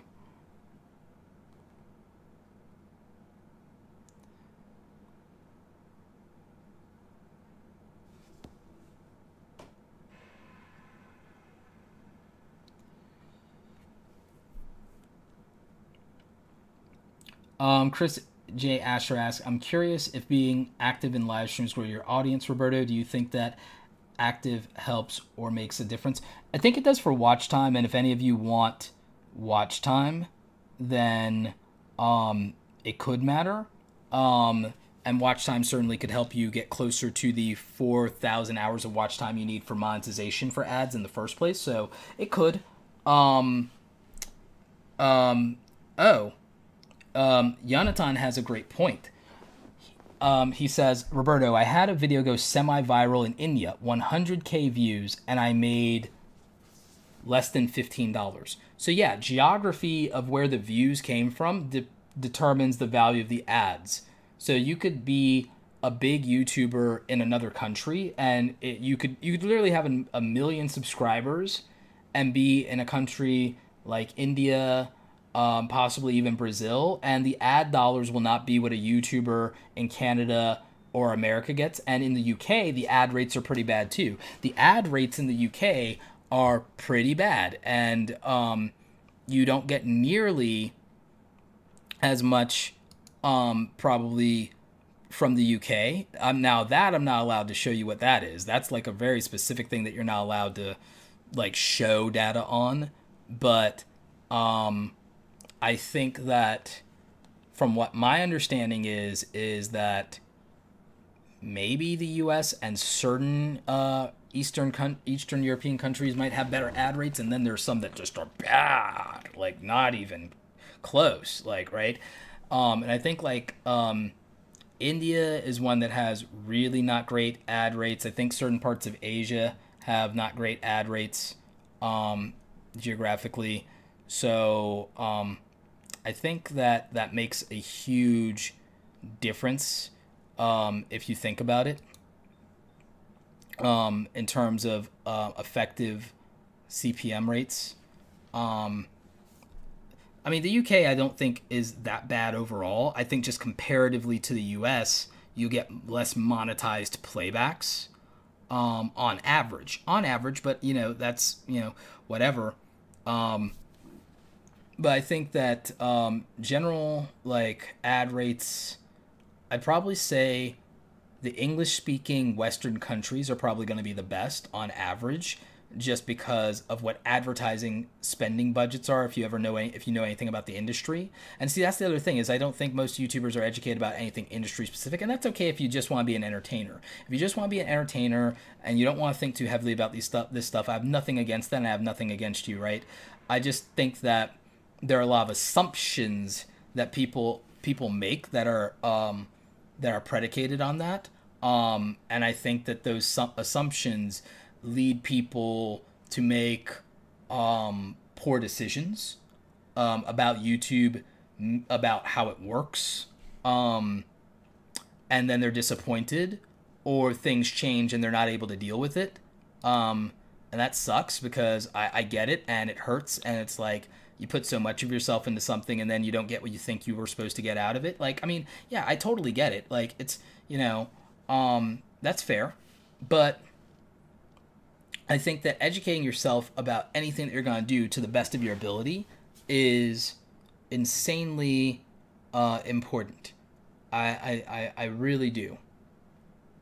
I can't stress enough how much. I mean, think about it. You guys have seen my bookshelf. It's all I do is try to educate myself about the things that I want to know, that I think will be useful to me at some point. At some point. I mean, that's why my YouTube channel exists. My YouTube channel exists for the fact that somebody could educate themselves about it at some point. Now that's gaming. Nice. Hey, Roberto, thank you for all the great content. It's been a pleasure listening to your different videos over the last year, learning a lot. Thank you. I appreciate that. That's nice. It's always nice to be appreciated. I appreciate all of you, by the way.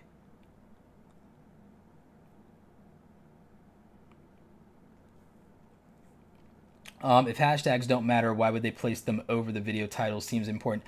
I mean, I don't think they matter yet, and I don't think they will matter for certain type of audiences yet. Whenever YouTube implements a new feature, it does matter, but if the user base doesn't respond to those new things, they go away at some point. Do you realize how many features YouTube has killed off? Think about it. How many times have we gotten a YouTube feature, or how many times have they betaed a YouTube feature and then they didn't release it, or they killed it off, or it didn't come to fruition, or the community didn't understand how to use it? How many times have they done stuff and then killed it? Right? I mean, YouTube used to have its own fan funding option that you could do, and they killed it for like a year, and now they've brought it back in the form of memberships, aka sponsorship membership thing, and we'll see how that goes and whether they keep it or not. YouTube constantly kills off features. They killed off annotations. They killed off featured, they had a featured content promotion tool that they killed off, right? Like, YouTube kills things all the time. So I'm not convinced something matters until it does. And I want them to give us more context about these hashtags. Chris Asher says, to clarify, Roberto, I'm talking about being active in other people's live streams. Do you think that that helps? Maybe, maybe not. I'm not sure. I think it depends on the individual and what they do while they're in those live streams. So maybe.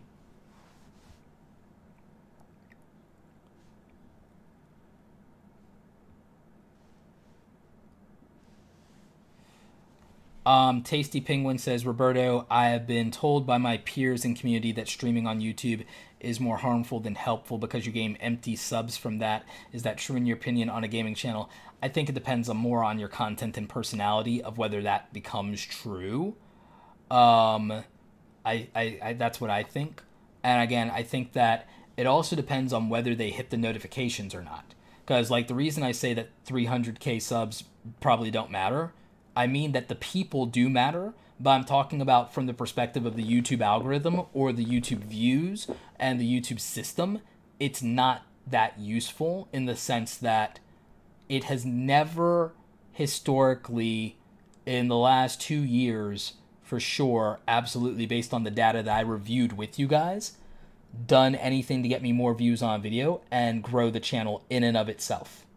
In and of itself. And you would think that being, oh, well, you're a name or you're known. It's like more than half the people that came to my session at VidCon had no idea who I am. They're trying to grow on YouTube.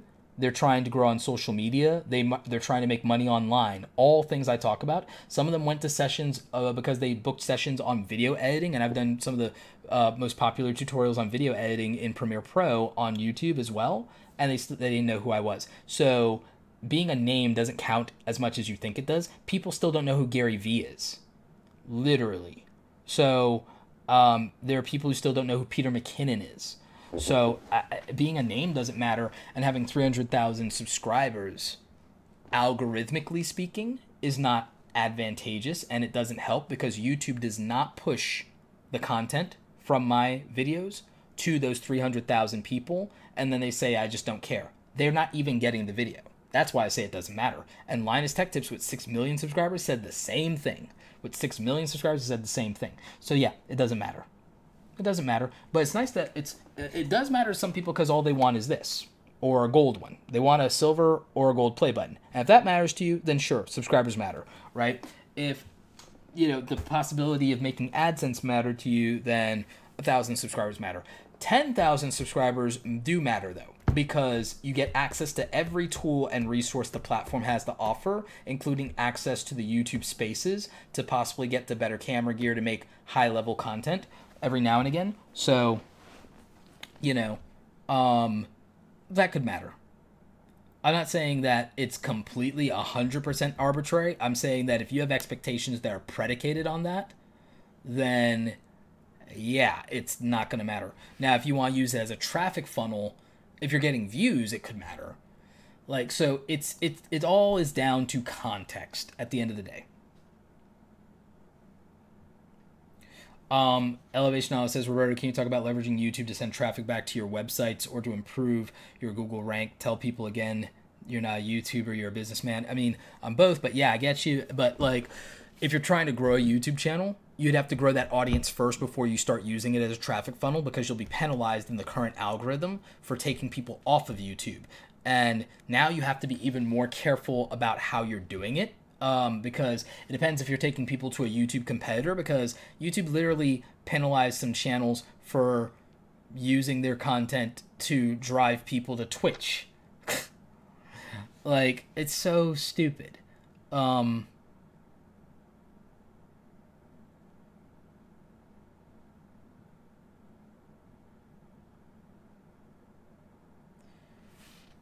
Roberto, why do you think waves are important? I think waves, I mean, you can leverage waves. I don't know if I would call them important. I think you can leverage waves because it's indicative of a trend and it's indicative of market demand. There could be a value for people in terms of representation there. Um, so it could just depend. But waves come and go, and you might not outlive the wave, right? There are people who become part of these waves. Do you realize how many dead channels there are? Do you realize? Do you realize how many dead channels? And by dead, I mean they're not uploading anymore. Not that they're not getting views; they're still getting views. But you realize how many dead channels there are that have 100,000 plus subscribers, 1 million plus subscribers, but they don't upload anymore? And why do you think that is? Aside from the unfortunate few people that passed away or that quit YouTube altogether, there are people that just couldn't outlive the wave that they rode. There was a trend, they did it, they're gone.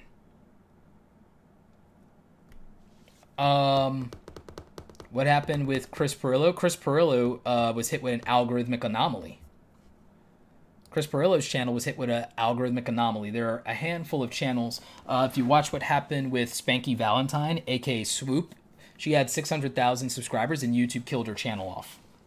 It's like they took her channel out, you know, into an alley somewhere and something happened. Like, I mean, watch the video about that. That's actually a really interesting video. I mean, so there are rare algorithmic anomalies where the content creator isn't doing anything right, but YouTube doesn't end up surfacing their videos.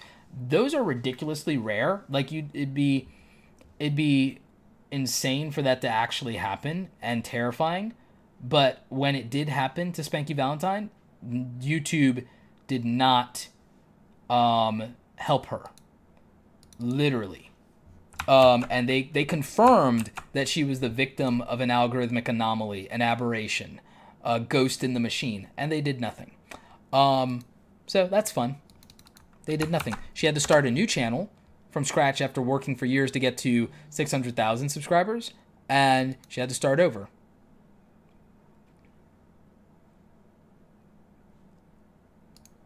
So yeah, it looks like, oh wow, D-Sigs, yeah, it looks like D-Sigs was hit with an algorithmic anomaly too. There's no way. Yeah, I'm looking at it. Yep. And his channel's old enough. Yeah, his channel is in the. His channel is right there, just like his channel's almost the same age as Spanky's and Chris Pirillo's. There are some old YouTube channels. Oh, but it was so great to start YouTube back in the day and become big, right? But yeah, some of these old channels, absolutely have legacy bugs, and it's random, and you just don't know. But looking at what is going on with his channel, I think that that's entirely possible. Has anyone ever confirmed that? Did he ever talk to anyone at YouTube about it?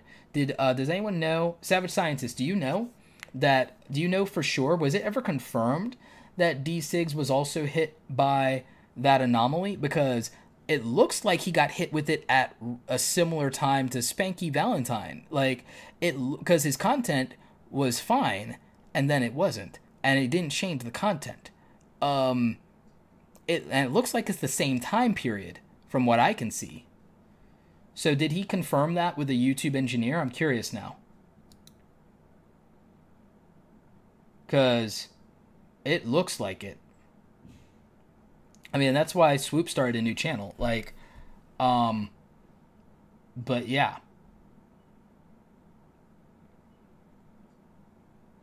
Nope, Swoop had to start a completely new channel.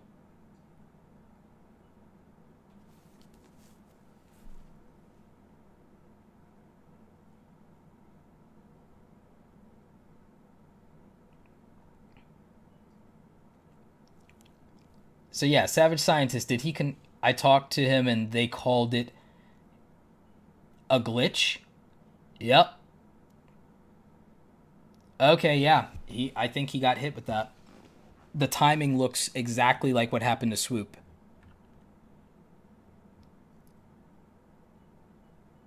Yep. Jesus.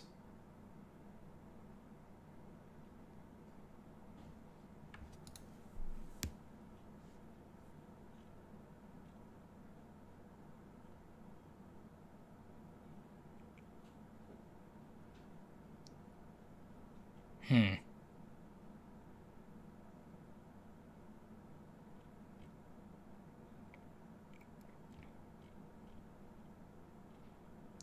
No, this is interesting when I look into it.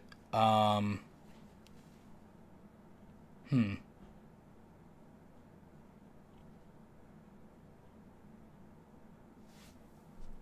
Mm-hmm. Yeah. The age of his channel makes it very likely that that algorithmic anomaly, which is mostly a legacy bug, there's a certain age of channels, like old YouTube channels, that can that where that can happen. It's a glitch. It's a gremlin in the machine, so to speak. But the good thing about what Swoop did was she started a new channel. She put out like I think 12 videos or so in the last 2.5 months, killing it, and she fought back and got 100,000 plus subscribers back. And that wasn't even all of her old audience either. It's not even close, but she got a lot of new people out of that, and that's interesting. And she has a lot more room to grow. I think she can get back to literally where she was in like another year or two. So it's interesting. Like you can make a comeback. Um,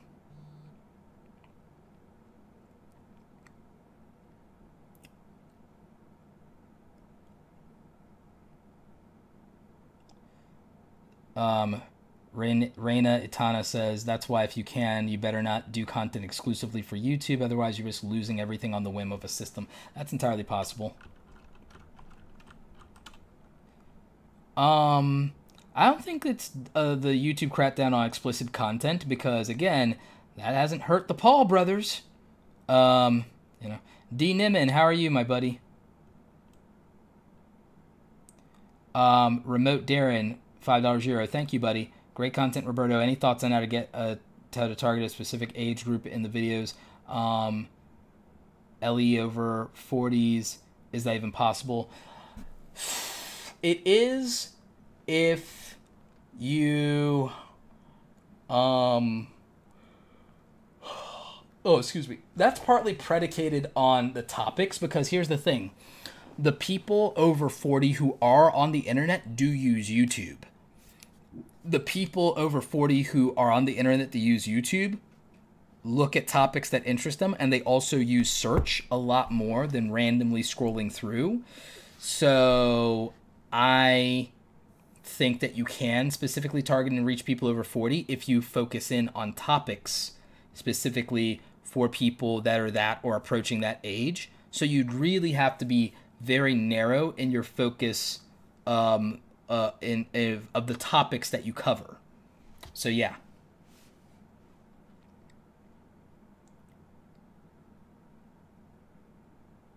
Diversification is the key to all things, especially online. Yeah, you can't trust these algorithms.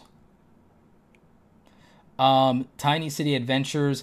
I'm reluctant to talk about videos for kids because one, there's a lot of controversy around the ethics of kids programming on YouTube. I'd want to bring someone on the channel who specializes in that. Um, that's why I won't make content around it because I would feel irresponsible to do that, especially considering I'm not a parent. I have my own thoughts on it and I have some data on it, and I've talked to a few people about it. But like, I don't want to cover those things because I mean, one, it doesn't fit what a lot of what I do to cover those things, and that's possibly too specific even for me. It's why the only time I covered gaming was one time with a content creator that I helped grow to 1 million subscribers in the gaming niche. And I wanted to do that because he's a good friend and I like his content. And I know that he was excited to make a video with me and do a collab. And he did a video when he was still growing about what my content did to help him and could help other YouTubers. And he talked about it.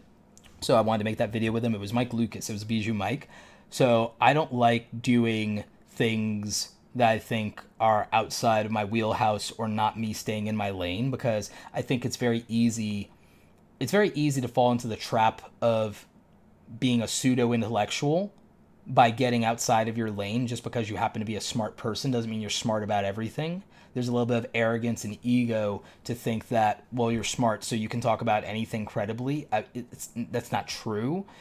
And for people who do understand that thing, you're going to sound really stupid. So I stay in the lane of the things that I feel very confident to speak on, where I've gotten a lot of information or where I've talked extensively to other people about it. And that's why I'm focusing on also becoming a better interviewer, because it lets me be more educated about the broader topics that I do cover, so that I don't have to offer something shallow regarding that is then elevated by my authority in other things past the point that is appropriate, because I feel that that's irresponsible.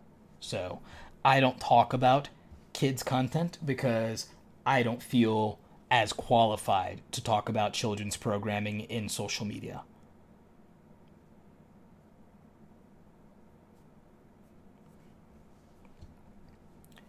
Lindo's Life says, what are your thoughts about comedy, funny vlogging channel to grow? Is it really too polluted, or is there a chance to get there? I mean, Slice and Rice is breaking through. They're doing good. They need to hustle brand deals more, but they're doing all right. So I don't think that, I mean, I think there's always room for that with entertainment content. IGTV is killing it for that though right now. People with like 2,000 followers in IGTV and Instagram are getting like 250,000 views on like comedy skits and things of that nature, even though it's vertical video. So, I think there's something to be said for timing, topic, and talent, right? I think timing, talent, topic, and technical ability play a role in success, and I think a lot of people don't respect it enough.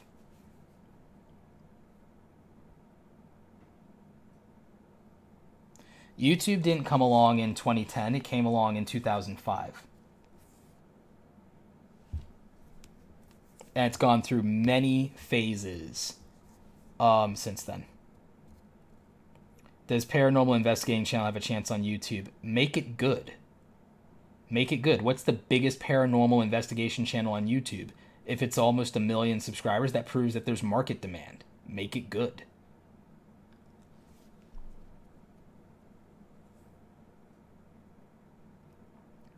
There are 1 billion consumers on the platform. There aren't 1 billion creators. There are almost 2 billion. There are almost 2 billion viewers on YouTube every single day. There are literally tens of millions of uploaders. That's why I tell you that if you got 50,000 subscribers, congratulations. You're in the bottom of the top 1% of YouTube, because there are like literally tens of millions of people around the world uploading content to YouTube. There are 330 million people in the United States of America. You know that there are tens of millions of those people here in the United States. There's at least 10 million people here in the United States that are trying to do content on YouTube every day, right? You realize that, right? There's 330 million people in America. You don't think 10 million of them are trying to be YouTubers right now, because I bet you they are. And according to Social Blade and other things, yeah, absolutely they are. But YouTube is worldwide, it's global, and there are over 3 billion people connected on the internet, 2 billion users on Facebook, almost 2 billion users on YouTube. So you don't think there are tens of millions of people that are YouTube creators? So then think about the fact that there are only about 8,000 channels now with a gold play button. There's only about 8,000 or so channels with a gold play button. It's about to hit 10,000. And there are about maybe 600 channels with a diamond play button. And they're probably getting ready to be close to 100,000 channels with a silver play button. But that's over the course of a decade. Just remember that a lot of those people got it a long time ago. And let's not forget how many hundreds of those are Vivo channels. How many hundreds of those are Vivo channels?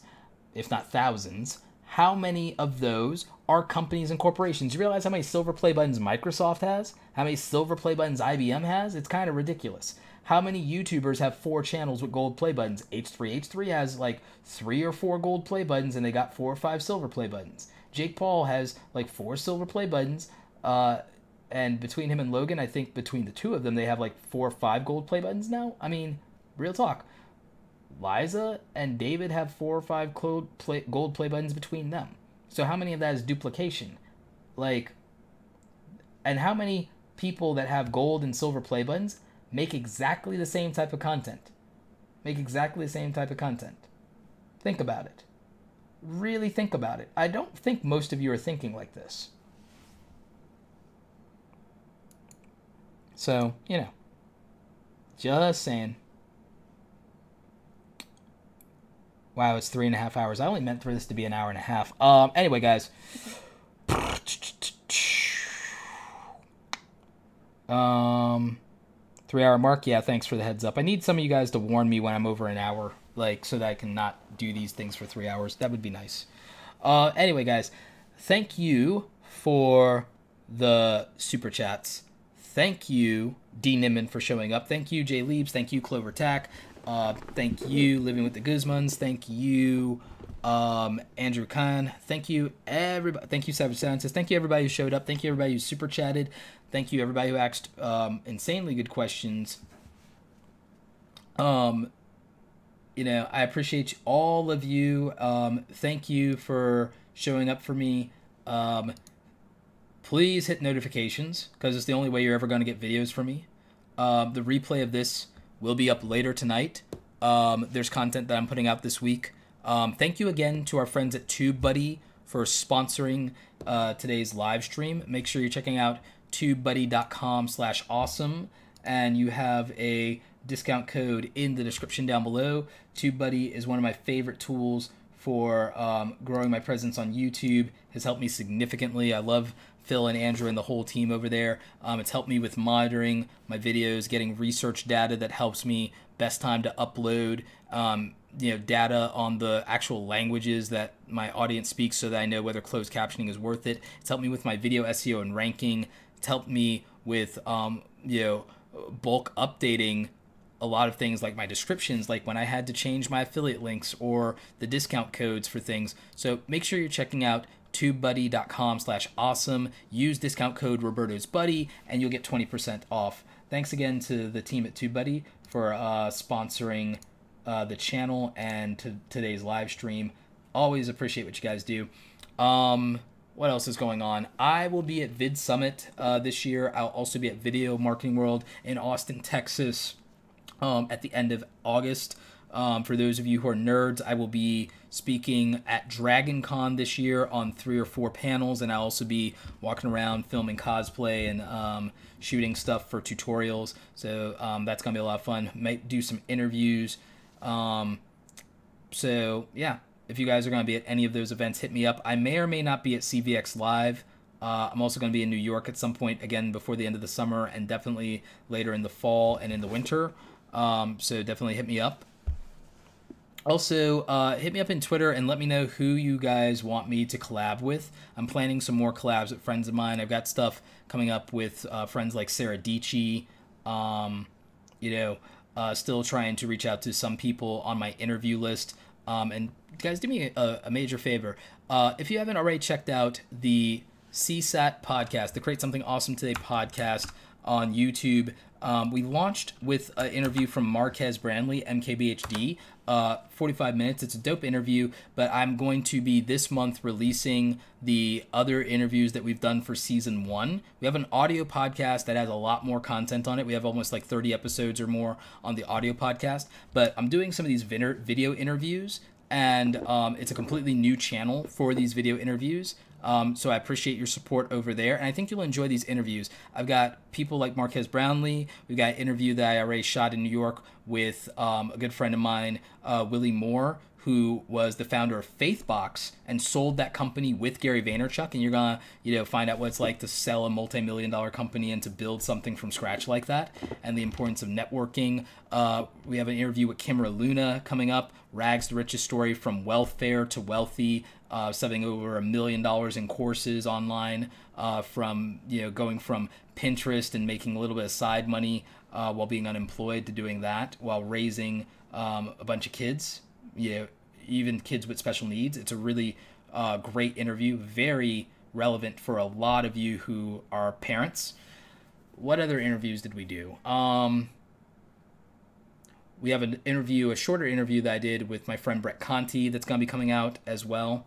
I don't know if this will be on the podcast or that one will be on the main channel. We've got one with Sarah Dici. So a lot of good stuff. So make sure you're checking that out.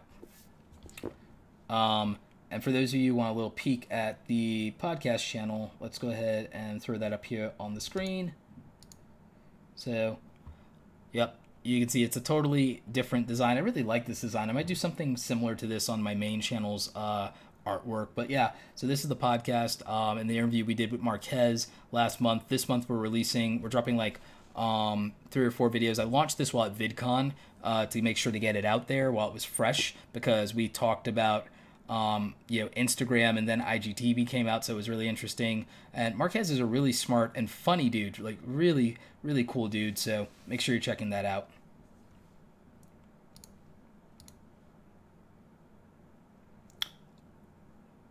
Oh, also, I was on Front Page Tech's podcast, John Prosser's podcast, Creator Mindset. I think you guys really should be checking that out too. So make sure you're hitting that up where iTunes, Stitcher, SoundCloud, everywhere podcast have been.